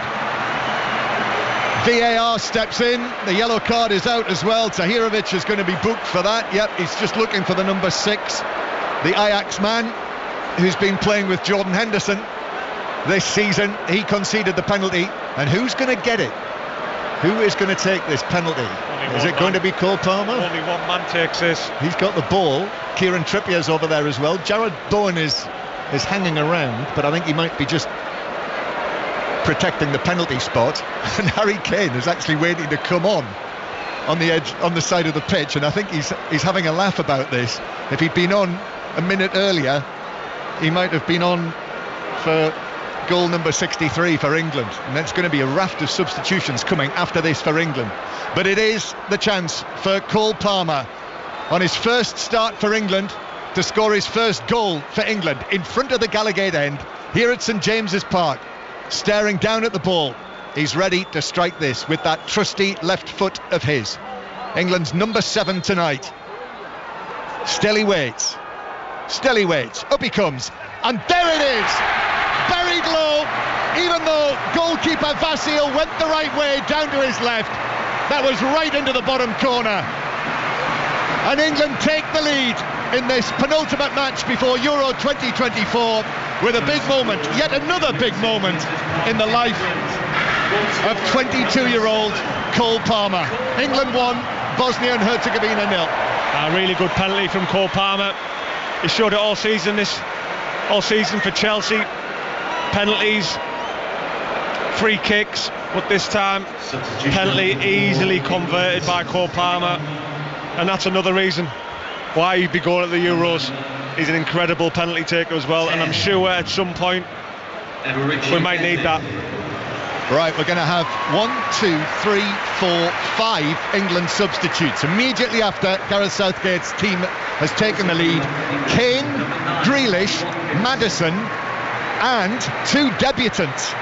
First caps coming right up now for Jared Branthwaite of Everton, and also from the man who's come from almost nowhere, Adam Wharton of Crystal Palace, who moved from Blackburn during the mid-season transfer window had a superb finish to the season, as Crystal Palace did so well, and now here he is stepping into the England team. Yeah, we played against him quite often for Middlesbrough against Blackburn in the Championship, and you could see he was a really talented player, has a lot of class about him on the pitch, never really gets caught in possession of the ball as a centre midfielder, finds passes through the lines and very comfortable with the ball at his feet. Real good player. Big cheer for Kieran Trippier, who is withdrawn. So the captain's armband, of course, has gone to Harry Kane, with him on the field now. Harry Kane for his 90th cap for England. And the other players to come off: Watkins, Palmer, so the goal scorer's off, Mark Gay and Eberici Eza. And the Bosnians are actually going to make their first change as well. And it is the number 14, Dario Saric, who's coming off from the midfield, and the Cologne player Denis Hussein Basic is coming on to win his first cap for Bosnia. So let's bring in Leon again with those changes being made. A couple of words maybe on some of the players who've gone off. Palmer obviously, and Eza. Well, first on them, those two are the players that lit the game up in that most in the first half, but also they've helped step the tempo up in the second half. I think they'll be really pleased with the performance. I'd be amazed if both of them two aren't on the plane. Now it's opportunity for those coming on to make sure they are in the squad, and as you mentioned, very good opportunity for young Branthwaite and Wharton, both making their England debuts. Both have had brilliant seasons and deserve the opportunity. So much changed England team now, 1-0 up as Jared Bowen sets off on a run and gets his legs taken away from him. Radelic just slid in, took him down. That's going to be a yellow card for him as well, and it's a free kick to England. Actually, correction, Gazi Begovic it was who put in the challenge, and he's booked. Really positive run, that from Jared Bowen. Looks to go on the inside of him, was quick, just nipped it past him.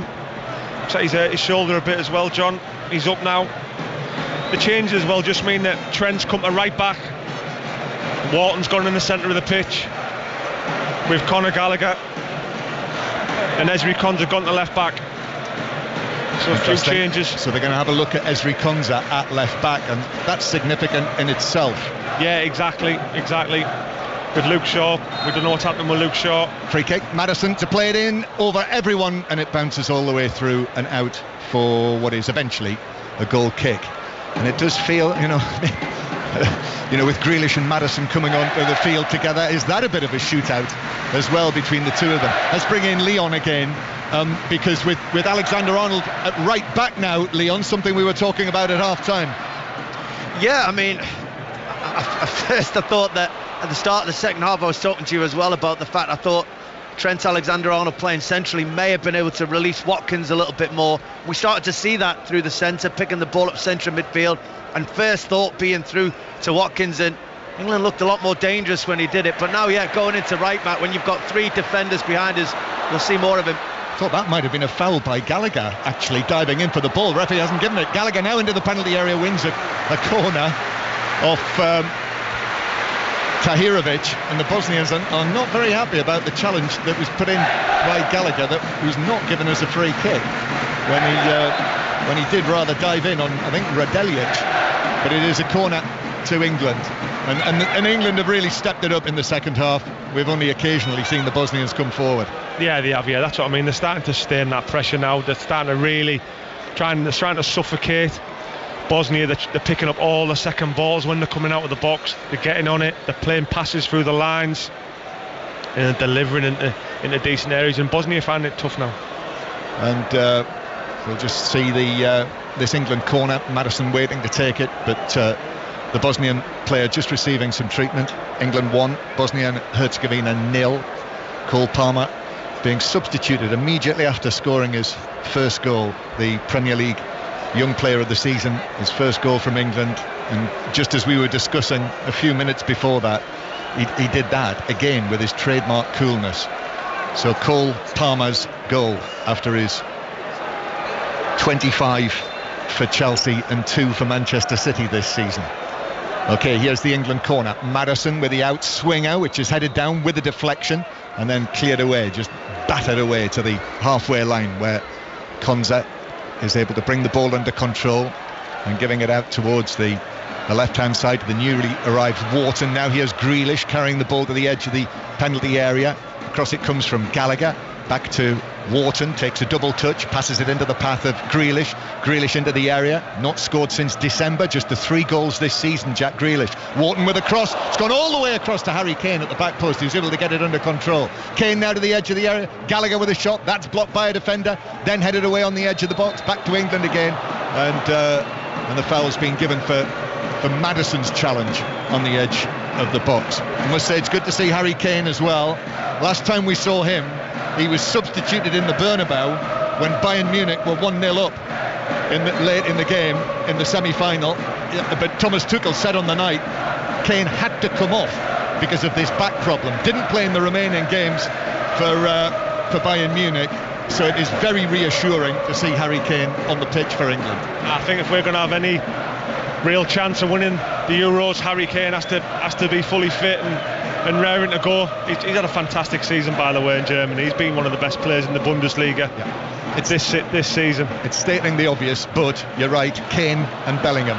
As England break forward again, and here is Harry Kane now receiving it from Bowen, and Kane goes for goal, but it's blocked by a defender. I think Alexander-Arnold might just allow that to bounce out, which he does. So we are halfway through the second half on 5 Live here at St James's Park on this summer's evening.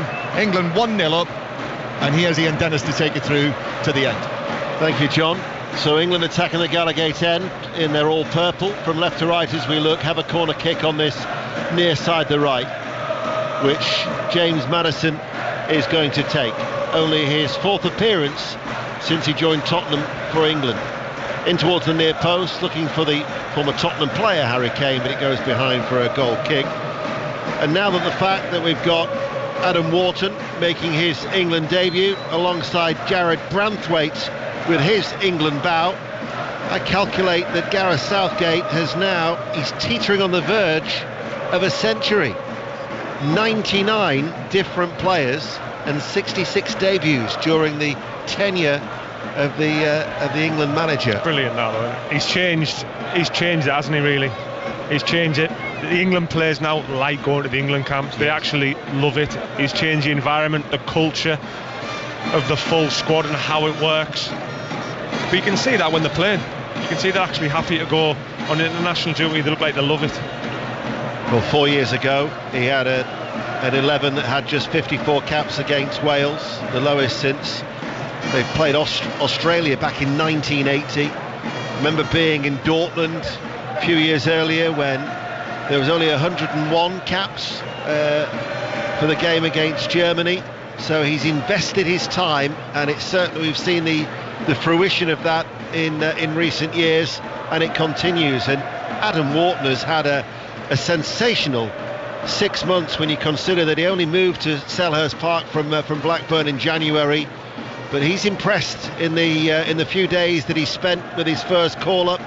Gareth Southgate likes the fact that he can pass the ball forward. That's his first intention. It was a great little cross as well that he whipped in. Quite slight and slender with his shaven head. But he's a real prospect. And here he is, actually, Wharton on the edge of the area. And again, it's out towards Conser, now playing as a left-back. Stands over the cross towards Harry Kane. Heads it over the top. The thing is, though, Leon Osman also with us, as well as Jonathan Woodgate. There's a flexibility about this and an adaptability about England. Conser's now playing left-back.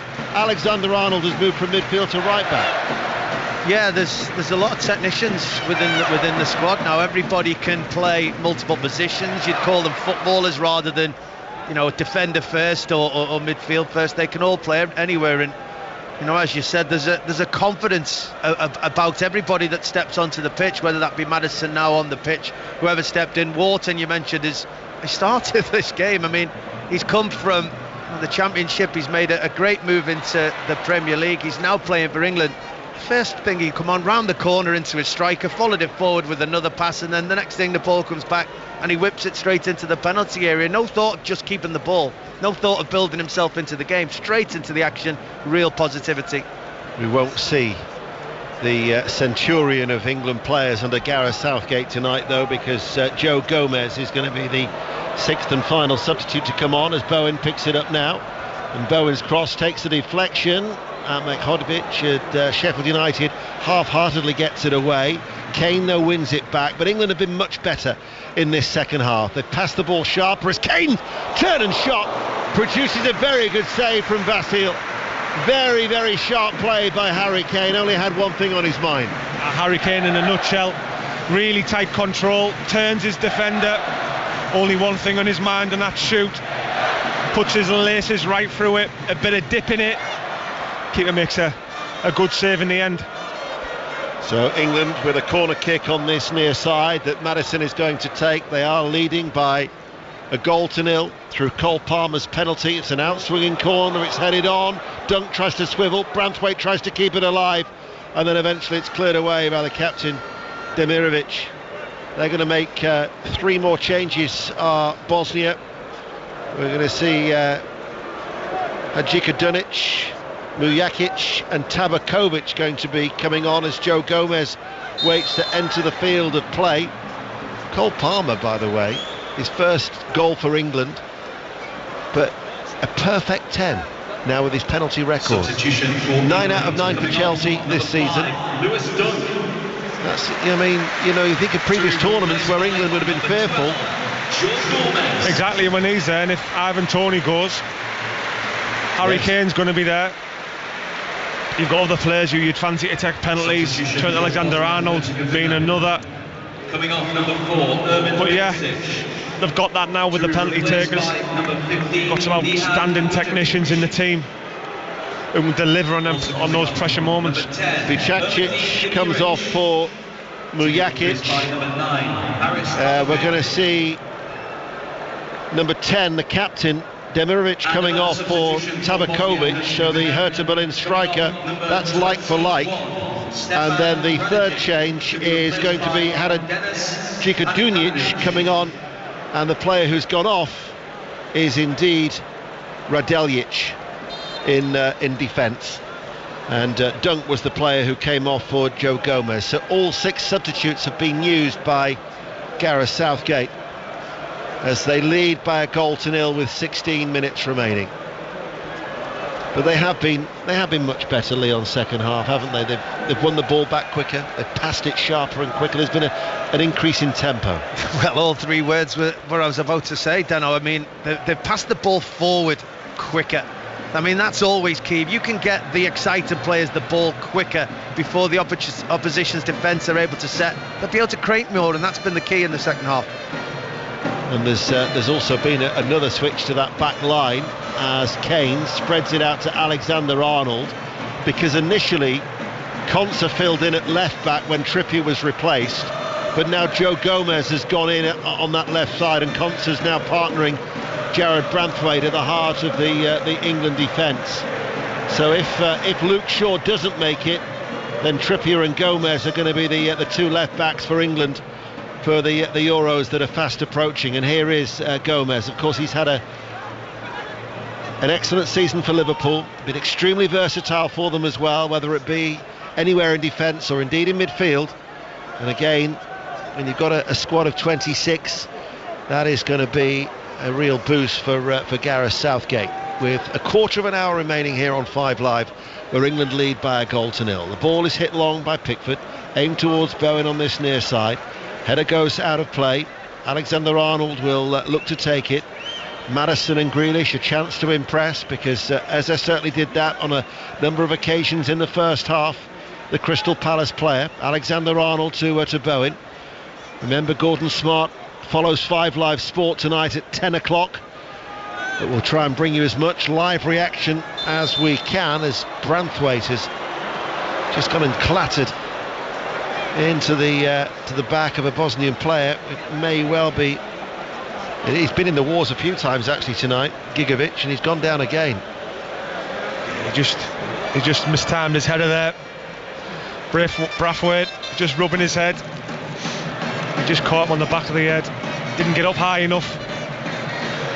One of them things when you're learning the game. He's had a terrific season as well, hasn't he? He's had a brilliant season. It'd be interesting to see how he does, because of the style of play of Everton, of being slightly defensive, slightly a bit more deep, to with England having all the ball and dictating from the back. I've heard he's really good on the ball and can play, but it's different when you've got to do it constantly in the game. Well, he had an excellent loan spell at PSV Eindhoven, where he prospered, won the Dutch Cup last season.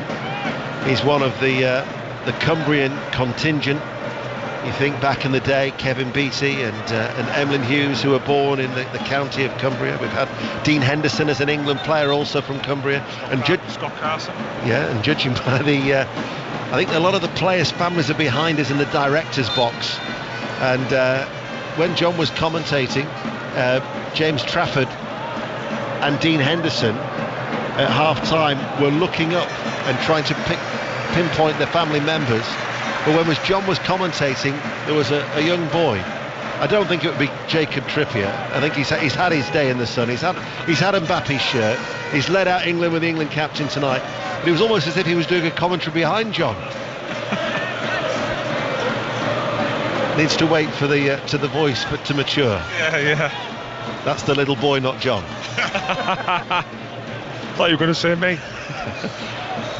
Just over 10 minutes remaining. BBC Radio 5 Live. Talking of Kieran Trippier, when I was talking to him yesterday, I said, do you believe that this is your time? I almost wanted to break out into more than any other time. But I guess that Gareth's 26 doesn't have the same ring about it of Ron's 22. That was the 1982 World Cup song. I'm showing my age. Knowledge. I had the album. Here is Wharton in the centre circle. England lead by 1-0. BBC Radio 5 Live. Gallagher to Alexander-Arnold. And then the ball goes all the way back to Jordan Pickford, all in yellow, away towards our left-hand side. I don't think he was too impressed with the decision. Sergej Barbarez, the Bosnian coach. 3 times Bosnian Player of the Year. Had a decent career at Hamburg and Bayer Leverkusen in Germany. 47 appearances for his country as Alexander-Arnold bombs forward from right back, infield to Harry Kane. Harry Kane just couldn't take it in his stride. England try and win the ball back. Alexander-Arnold pressing. Ahmed Hodzic gets the ball away and out of play for a throw. That was an impressive run, Leon. It was, but the reason England can do the Harry Kane comes back into such a deep position, and then Jarrod Bowen plays on the shoulder. It means that the defenders can't necessarily step in with Harry Kane. It gives him so much space because you've got somebody in the wide areas who plays on the shoulder, prepared to run in behind. Good play, England. Grealish to Bowen. Bowen cuts inside, looking for a shooting opportunity. Thwarted by the Bosnian defence. Bowen nicks it back. There's a real eagerness about Jarrod Bowen. Of course, it was telling yesterday. There was one comment that Gareth Southgate said to John in his conversation to him as Grealish now gliding forward. Grealish slips it to Harry Kane. Harry Kane looks for that shooting opportunity. A wall of white shirts back towards Maddison. Maddison with a shot left-footed blocked. That he didn't want the anxiety to overshadow the camp, is what Gareth Southgate has said. But these players are trying to impress. 7 of them from the training squad of 33 will face extreme disappointment when they wake up on Saturday morning. Here is Conor Gallagher. Right touchline. Wharton. Infield to Maddison. Reverse pass towards Bowen. Stopped and brought out of defence by Tahirovic. Tell you what, Wharton looks at home, doesn't he? When he's receiving, how cool does he look on the ball, constantly checking his shoulders, knows what's around him. Really impressive. Yeah, well, I've got to say, I mean, Crystal Palace, they picked him up, what was it, for something like £18 million. 18 million, yeah. But he's tidy on the ball. He's not afraid to put in the challenge either. There is that combative element to him. And he plays forward. Yes. There's going to be 2 more changes that are being made now by Sergej Barbarez. We're going to see Jenis Bunic, who plays his football for Karlsruhe. Actually was German-born, German youth international. This was his first call-up after a FIFA appeal, so he'll be getting his debut. There are a number of debutants in this lineup. They're going through a bit of a transitional period, I think it would be fair to say, as the ball is switched out towards the left-hand side. And Grealish, at pace, enters the penalty area. Finds a stumbling Maddison, who gets the shot away. and it will go behind for a goal kick, but the two of them linked up well. Linked up really well.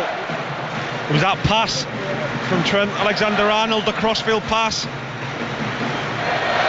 into Grealish, just comes inside and Maddison just slightly slips with it. Should have done a lot better, but the pass from Alexander-Arnold was top draw.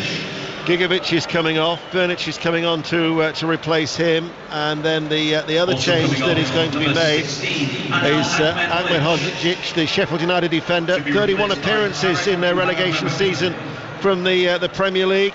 Actually scored here at St James's Park back in April when they lost by 5-1. So he comes off, and Mura Removic comes on, who's been playing for the Juventus reserves in Serie C.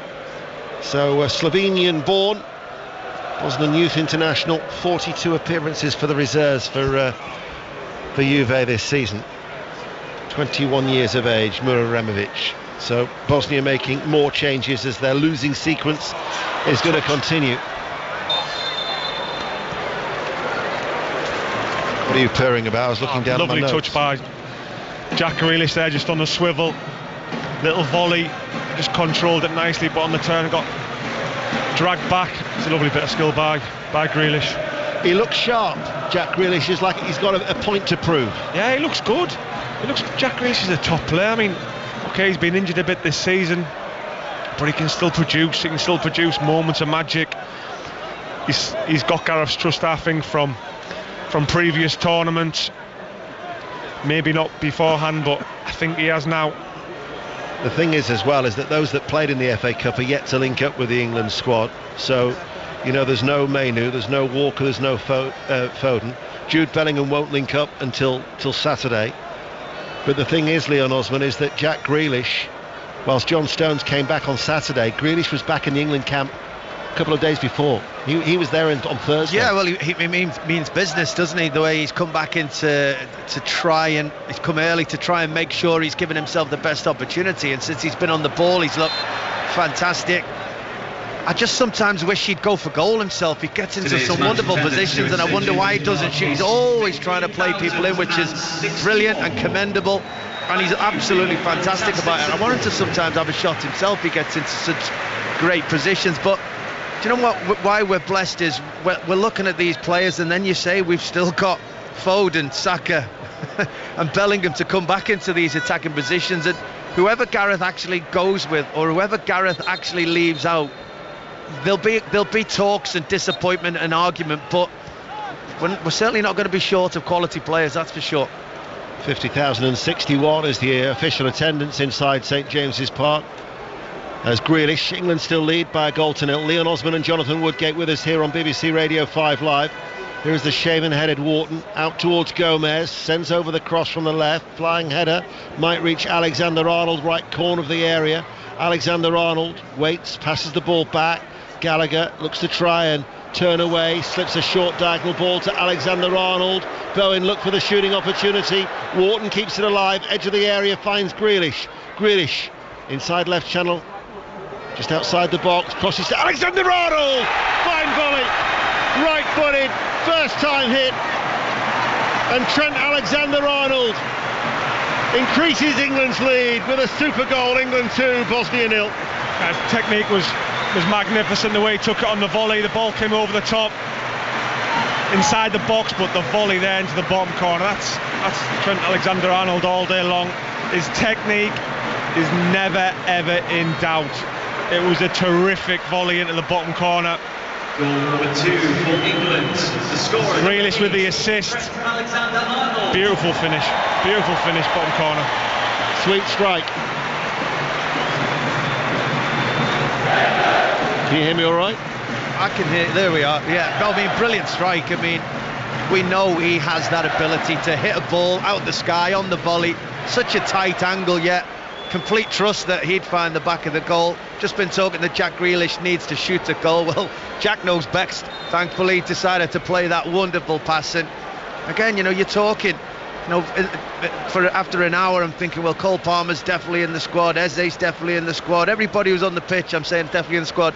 I'm saying that about the players on the pitch now, and it's such a difficult situation. It's a brilliant situation that Gareth Southgate's in, but whoever's been on the pitch tonight, I'm thinking, how can he possibly leave him out? And as I said, then you've got the 8 or 9 players that haven't even joined up or are still injured. It's an incredible thing that we've got.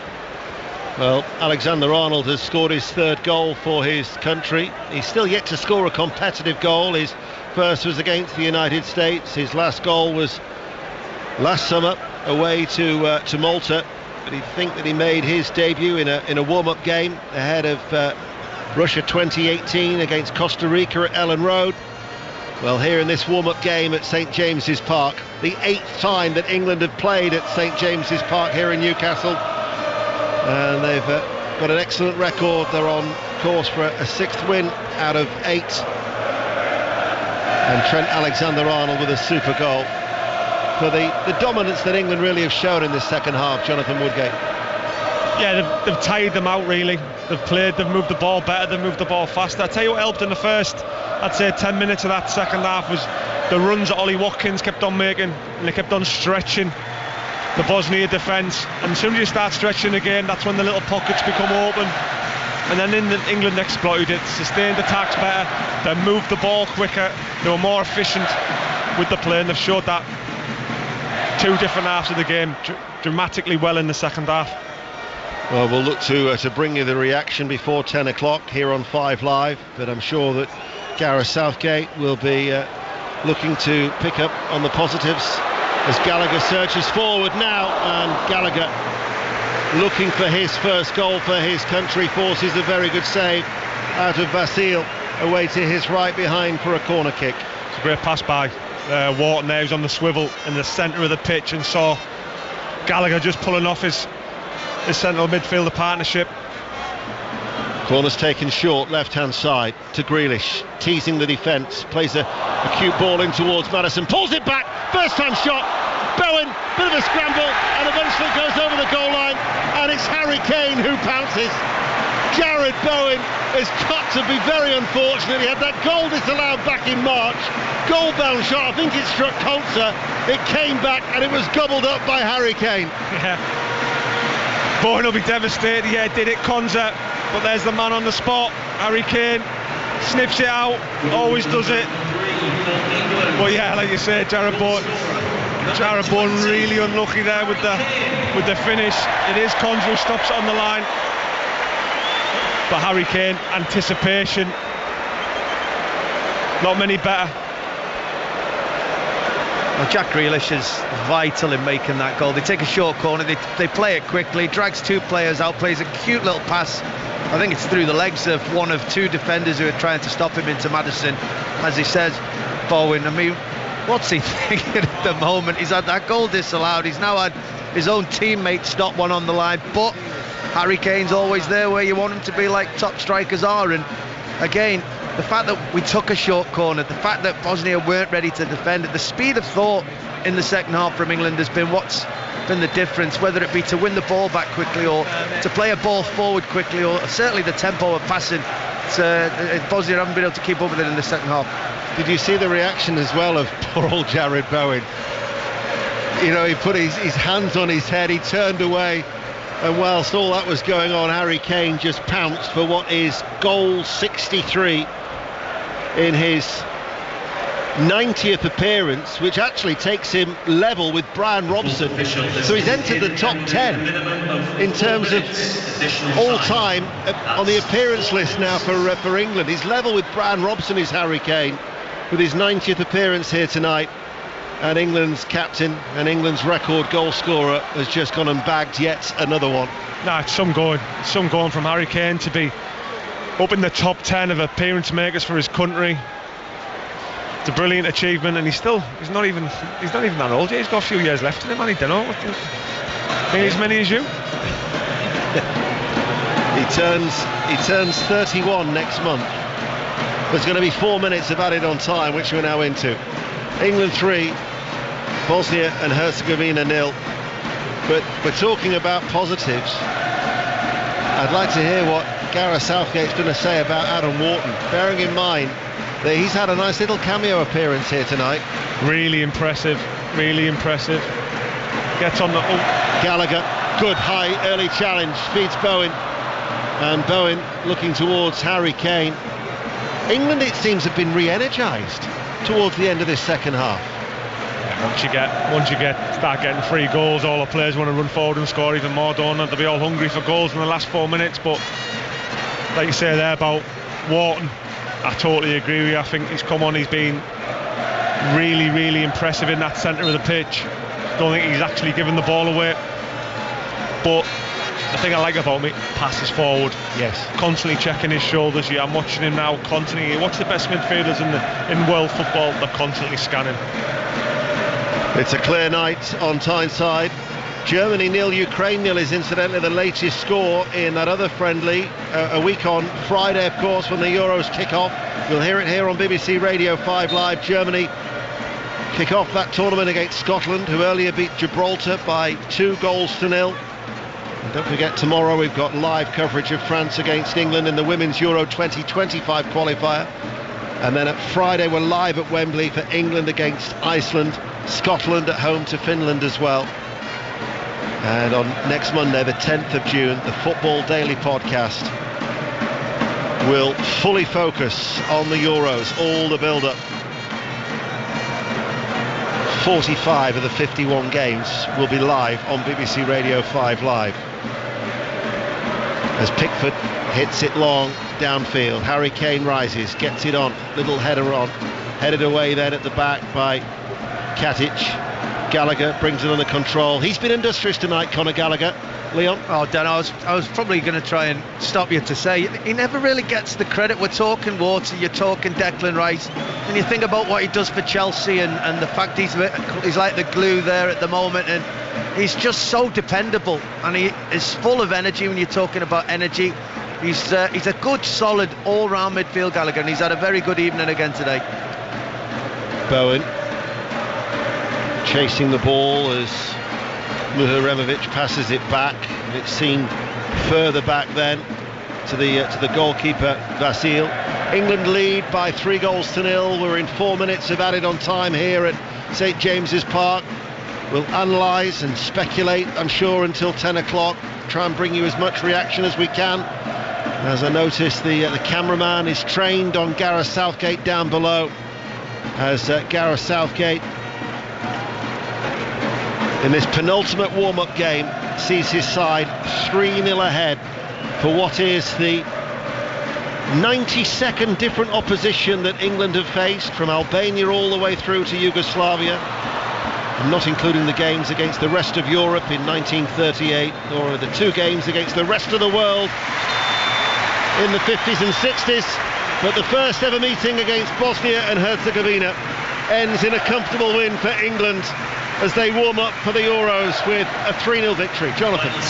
Yeah, when you look at the game as a whole, you'd say first half they found it a bit difficult to play through a really stubborn Bosnia team, really compact, but then second half they came out re-energised. Ollie Watkins started making runs in behind, and that really started stretching the Bosnia team, and then we found little pockets of space with Palmer in their areas and Eze, and then they started really grinding it out and sustaining attacks and really getting on top of Bosnia. There's no surprise that they won 3-0 in the end. It could have been 4-5-0 in the end. They really looked impressive in that second period. That's Jonathan Woodgate. We'll hear more from Jonathan as well as Leon Osman. But England in their penultimate game have beaten Bosnia by 3-0 thanks to a penalty from Cole Palmer, a fine volley from Trent Alexander-Arnold, and Harry Kane, the England captain, pouncing off the bench. Steve? The first but not the last rendition of Sweet Caroline this summer. I tell you what, we won't get bored of it if England go all the way to the final of the Euros and win it, I'll tell you that for sure. So here at St James's Park, fans filing out. England 3, Bosnia-Herzegovina 0. Cole Palmer's penalty, Trent Alexander-Arnold's sumptuous volley, and Harry Kane back looking fine off the bench to score. John Murray is about to go down and start gathering some interviews. Before you do, John, Gareth Southgate, take that all day long. Yeah, there's an awful lot to talk about, from whether it's the team that started or those who came on. Adam Wharton, as Jonathan and Ian and Leon have been talking. But I mean, it was an internationally very inexperienced England team that started this match, and I feel many of them were playing for places in the squad. It took quite a while for them to get going, but they were playing against, it should be added, an even more inexperienced Bosnian team under a new coach, but eventually got into their rhythm. I suspect I know what Gareth Southgate was saying at half-time about moving the ball faster, the passing was slicker, and eventually the goals did come in the last half hour. And Cole Palmer, big night for him, having started the match for England for the first time. England won the penalty with VAR, and he showed his characteristic coolness just to bury it. And once England got that goal and more experienced players came on, obviously Harry Kane being one of them, Maddison, Grealish and the debutants Wharton and Branthwaite, then England really were clicking, and that was a beautiful finish by Alexander-Arnold. Great technique to make it 2-0, and then the very unfortunate Jared Bowen, who must be wondering when that first goal is going to come. His shot blocked by Konsa, but bouncing out to Harry Kane, who said thank you very much for his 63rd England goal. Good to see him as well back on the field for the first time since that back injury in the Champions League. So yeah, in the end, convincing win, lots of positives. Thank you, John. Hopefully we'll hear more from John shortly with some England players, possibly the England manager. A bit of Sam Fender now, fittingly here in the northeast of England. Fittingly that former England defender Jonathan Woodgate is with us as well for that reason. Also Leon Osman and Ian Dennis are here. I actually think, Jonathan, it might be worth touching on Harry Kane first of all, because it's fine to hear that he's doing okay, but when you've had an injury, it's much better to see it. No, especially when it's a back injury. Back's the most delicate things, I think. If you do your back, and I think we all know he struggled. Deno done his back a few weeks ago and he really struggled. But yeah, it's great to see Harry Kane back out there now, and it's perfect for the England fans. He might get a few more minutes against Iceland on Friday night, but yeah, fantastic news for England. You guys were saying in commentary, Ian, that it felt like during the second half there was a bit more, there was more energy, there was an energising factor. I think actually Harry Kane was probably part of that as well. Yeah, also Jack Grealish. Adam Wharton, who had a cameo role, when he came on. We talked about him. There was a number of the players, and John's right. There is quite a lot to digest out of that, because you look at the starting lineup and you think that Eberechi Chiesa did well on the left-hand side in the first half. Cole Palmer obviously got a goal at the penalty spot, but we know what Cole Palmer's about. And you're thinking, who are the 7 who are going to drop out of this training squad of 33? So we know that Shaw and Maguire aren't going to feature on Friday against Iceland, but Harry Kane will start. And I think, like you said, Steve, as well, that is encouraging to see him back after the back issues that he's had. John Stones will start against Iceland, and then all of a sudden you're getting more of a... Kyle Walker will be involved, Phil Foden will be back, Kobbie Mainoo will be back involved as well. The only player who won't will be Jude Bellingham, who links up on Saturday. So you're not going to have Bellingham, you won't have Maguire, and you won't have Shaw. But apart from that, everybody else is going to be involved in some shape or another. And then Gareth Southgate has then got to try and lose 7 of that 33. All right, well, let's start trying to sort of chip away a little bit at that number then. The look on Jonathan's face. But I think the point is, Leon, it's not about what anyone who won't be in the squad hasn't done. It's about what the other players have done. Those sort of screams in the background, they're not for Ian Dennis, by the way, they're for the England players just in front of us, although he is a very popular man. But for example, Leon, if I were to ask you about James Maddison did nothing wrong tonight, but lots of players in similar positions did things right. Yeah, I mean, I think James Maddison did everything he could right as well. I thought some very good touches, some nice industry, some good through passes. So it's just a really difficult decision. You're looking at the squad, you'd say, if everybody is fit, I'm talking Maguire and Shaw, and he wants to take them. If everybody's fit, you probably say all the players that aren't here are going to go. Then you were looking at, you lose one goalkeeper, you'd say, naturally, and then, before this, I'd have said, well, young Adam Wharton is just starting his career, and he's, probably going to miss out this time. but that was an incredibly good performance and cameo. And suddenly even he's saying to Gareth Southgate, make sure you put me on this plane. So I don't envy Gareth Southgate having to make the decisions and make those calls and speak to those players that he's going to have to leave out, because every one of these players in this squad will probably now feel that they should be on the plane to Germany. And there's nobody who's in there thinking I'm having a really nice moment being in the squad. They all expect to be there. The thing is, Steve, is that when you look at the training squad of 33, you've got 4 goalkeepers, so you'll probably lose James Trafford if everybody's fit. Yep. You're then thinking there was 4 uncapped players before tonight: Wharton, Jones, Quansah and Branthwaite. So we've now seen Wharton and Branthwaite make their England debuts, but Gareth Southgate had said to the youngsters beforehand, he'd set their expectation levels out. He said, look, you're here for the experience, but you might not go all the way. So then all of a sudden you think, well, they lose a keeper, and then you've got then Quansah, Jones, Branthwaite and Wharton. So that's 5 of the 7.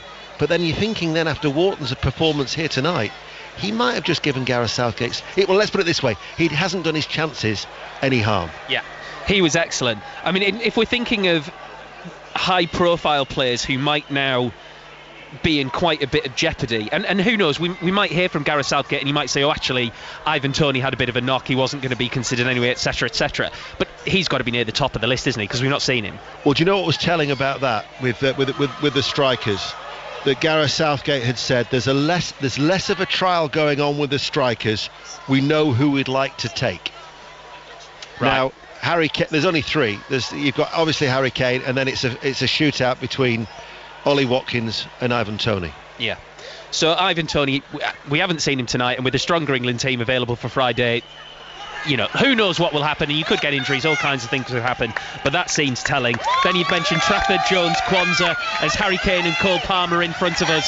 Just walk about 20 metres beneath us. Round of applause from the England captain, Harry Kane, to all of the England fans, the young children who'd gathered just behind the commentary position here, and he now makes his way down the tunnel. So clearly there are a lot of difficult decisions there, and the reason, Jonathan, I mentioned James Maddison there is because we've watched Eberechi Eze looked really good, Cole Palmer looked really good, Jack Grealish came on, looked good and got an assist. And that's what I mean when I say it might not be about somebody not doing it, it'll be about others excelling right at the end. Yeah, it's who turns up at the last minute really and starts producing the goods. Yeah, it could be down to the Iceland game, whoever plays in the game, but for sure Gareth's got an incredibly tough decision to make of who he takes out of those players, because like you've just said there, they're all outstanding players and they all have their own right to be in the squad. And I suppose if they're any different nationality, they'd be 100% in maybe a French squad or a Portuguese squad, because they're that good. Our squad depth, like now, is the best I've ever seen it. To be honest with you, the squad depth in our country now in the Premier League and international level is absolutely outrageous. Now, Steve, you were talking before the game, asking us the question: is Jack Grealish's place in concern? Because is he under pressure to show that he should be in the squad? Well, I think he answered that question tonight. His attitude's been brilliant. He got into the squad early, and we're talking maybe he won't start, but he showed what an impact substitute he can be. He turned up, came on, was wonderful, really gave us a good width out on that left-hand side, which we didn't necessarily have before he came on, because Kieran Trippier was naturally coming inside. Grealish held that left-hand side brilliantly, set up Trent Alexander-Arnold with a wonderful assist, was very much involved in setting up the next goal as well, and was very lively. And I think everybody has shown that they've got the right attitude for the fight and the right determination to be part of what we actually think is a squad that can certainly go all the way in this competition. I think with Grealish as well, he's used to winning football matches. He's a serial winner now at Man City, and the more players you can get in the squad who know how to win in certain moments in games, the better for me. There are also unique things, Ian, about Jack Grealish that Gareth Southgate loves, and as just someone who watches England, I do enjoy a player who's great at winning cheap free kicks, and that's a thing that Grealish has got. Harry Kane's got it as well. There aren't many other players who can do it as well as them. No, but I think Leon's point as well about the attitude, the fact that he came back earlier than he was expected to do. He came back on the Thursday. The City players, John Stones came back because he wanted to as well, but he was on with the England squad on the Saturday. Jack Grealish, I think, and then he's seen the speculation as well in the media that his place is under threat. But that's what Gareth Southgate has said. There's no guarantees. He's not going to just give caps away for the sake of it, which I think is a reflection as well on how well Adam Wharton has played when it comes to terms of his training this week. Gareth Southgate, if you look back at England's squads, and when people are called up for the first time, very rarely does he give them an appearance straight away. They have to wait, bide their time, get a feel for the camp, and then they might make their bow in the next international set of fixtures. So I think the fact that Adam Wharton has been given his chance tonight is a reflection of how well he's impressed the England coaching staff during the few days they've had together. It says so much about how nervous you get as football fans watching your country's players at a time like this, to hope they don't get injured, that literally I just looked round to my right hand side a second ago and there was Harry Maguire making his way up behind us and down into the top half of St James's Park, and I couldn't help but look at him and think, does he look like he's moving freely as he goes up the stairs, just looking for any little sign? But I suppose that is another question worth asking as well, Jonathan, is are we any closer to knowing if he isn't fit to start the first game, who plays with John Stones? It's a tough question. I wouldn't. Unfortunately, you're a former England centre-back, so you're always going to get it. Tough one, really. How do we know for any further forward on it? I would go Gahey. You'd go Gahey, yeah? I think before Gahey's injury, the knee injury that he picked up in the second half of the season, I think Gahey is the next choice after Stones and Maguire. Right, very interesting. And he played alongside Lewis Dunk tonight. Those are obviously two players that Gareth Southgate likes a lot as well. Do you subscribe, Jonathan, to what Leon was saying, which is effectively you started this game tonight, you gutting? Yeah, I think they'll both go. Yeah, and I think the most of the squad who are out there today will go. It's the Grealish, it's the Maddison, it's the Eze one, which players go in that position, but like we say, Gareth's got some really tough decisions to make, really tough. What I will say is, I'm looking at this game and I'm thinking, Gareth must be so pleased. It doesn't seem like anyone's picked up an injury. We won't really know that for a few hours until information starts to really leak out. But it seems like the team have got through the game. They've got some good minutes. They've looked sharp. Everybody's staked a claim, and nobody's picked up an injury. And as international friendlies go before a big tournament, I think that's a big tick. They've got another friendly on Friday, and if we're saying the same after that, then we'd be absolutely delighted. We haven't talked about Trent Alexander-Arnold yet, who he was brilliant, but equally Gareth Southgate knows exactly what he can do. I thought it was interesting in his interview, Ian, with John Murray the other day. He said we know all about what Trent Alexander-Arnold can do on the ball, and we witnessed that again today. It's the off the ball stuff that he was more interested in. Yeah, and it's also, if you look at his previous 5 appearances in midfield, they've been against Andorra, and then 2 against North Macedonia and 2 against Malta. So this is a step up in opposition against with Bosnia. But then it's what he can do against even the next step up in opposition. England manager Gareth Southgate is live with John Murray. Yes, here he is, the England manager after the 3-0 win. So what, Gareth, pleased you most about that? What do you feel you've got out of that you wanted? Well, I thought the intensity of the game was good. We had players that needed minutes and needed a competitive game. The opposition were dogged. They made it difficult to break them down at first, so we had to be patient, keep probing, and in the end we felt our quality would tell. Some good individual performances, and hopefully it looks like we've come through with no issues as well. Yeah, so that's obviously important.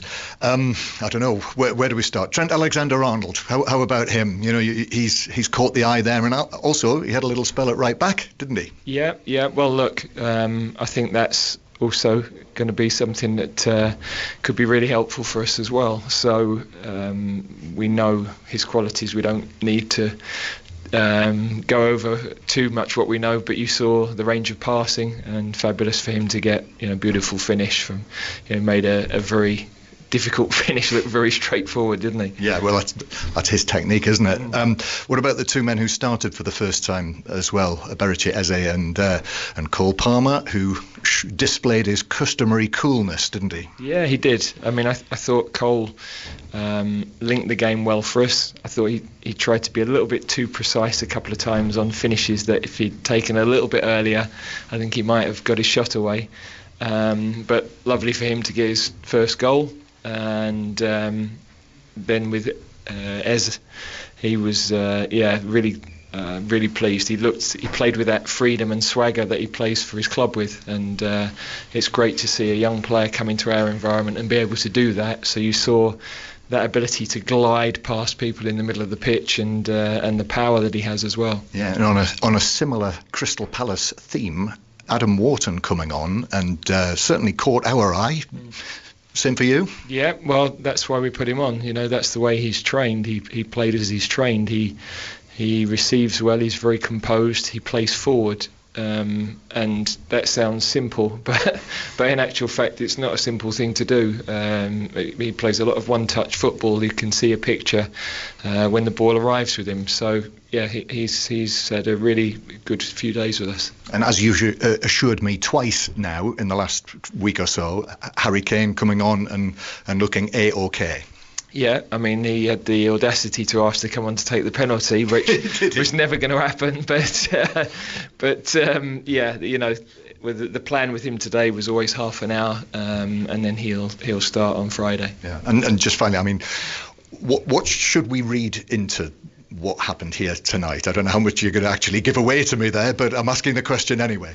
Yeah, well, I think what you see is a team with very few caps playing, you know, with confidence, using the ball well, scoring goals. You know, I think the senior players create an environment where young players can come in and be themselves, and I think you saw a lot of that tonight. You know, it wasn't perfect, the final ball, the final finish a few times, but I think the scoreline reflected the performance by the end. And a lot of bright individual performances, but also winning and clean sheets are important habits to have. Very good. I'll let you go, Gareth. Thanks very much. Thank you. And I'll send it back up to you, Steve. We might be able to hear from someone else before 10 o'clock, but we'll see. All right, fingers crossed. Thank you very much, John. Gareth Southgate there. Lots out of that, actually. Ian, John Murray talking to Gareth Southgate there. We've got Ian Dennis, Jonathan Woodgate and Leon Osman. Firstly, when he talked about Berechi Eze, and when he talked about Adam Wharton, you could see what he was saying there, Leon, is that both of those players did for England what they do for their clubs, and I'm 100% sure when they arrived in the squad, that's what he will have asked them to do. Yeah, because that's why they've gotten into the squad, because of what they're doing for the clubs and what they're showing. And, you know, it's vital. I mean, Eze is unique in the fact he can glide with the ball. He can beat 4, 5, 6 men at a time, which there's not an awful lot of players that can actually do that, and he does it with such grace that it's so good to watch. And you know, we saw it 1 or 2 times that he's got such individual talent. Those are players that you need to unlock the door at times and be brilliant. With Wharton, it's the fact that he played with such a confidence in such a crucial area of the pitch, and it's so vital to the likes of Cole Palmer, Foden, Eze, Maddison, who are all playing that position, that somebody who gets the ball is playing the ball to them as quickly as possible, getting them the ball in those dangerous pockets as soon as possible. I think one of the reasons Eze's looked as good for Crystal Palace this season is probably because Wharton's been getting him the ball a lot sooner. So if you've got somebody who doesn't think about just keeping the ball, buying an extra pass, they're actually thinking, they've got the plan, they can see the vision, they're playing it round the corner to get it into those players. We're going to be a lot more effective in that final third. I think it was particularly impressive, Jonathan, from Adam Wharton, because unlike Berechi Eze, he's only had a few months as a player in the Premier League. But when he was talking about Cole Palmer, and this is nothing against Cole Palmer, played really well, got his goal, he talked about that maybe trying to be a bit too precise. What Wharton was doing is exactly what he did for Blackburn and does for Palace, getting the ball, and he was wrapping it into players. He wasn't taking a yard off, he was being instinctive.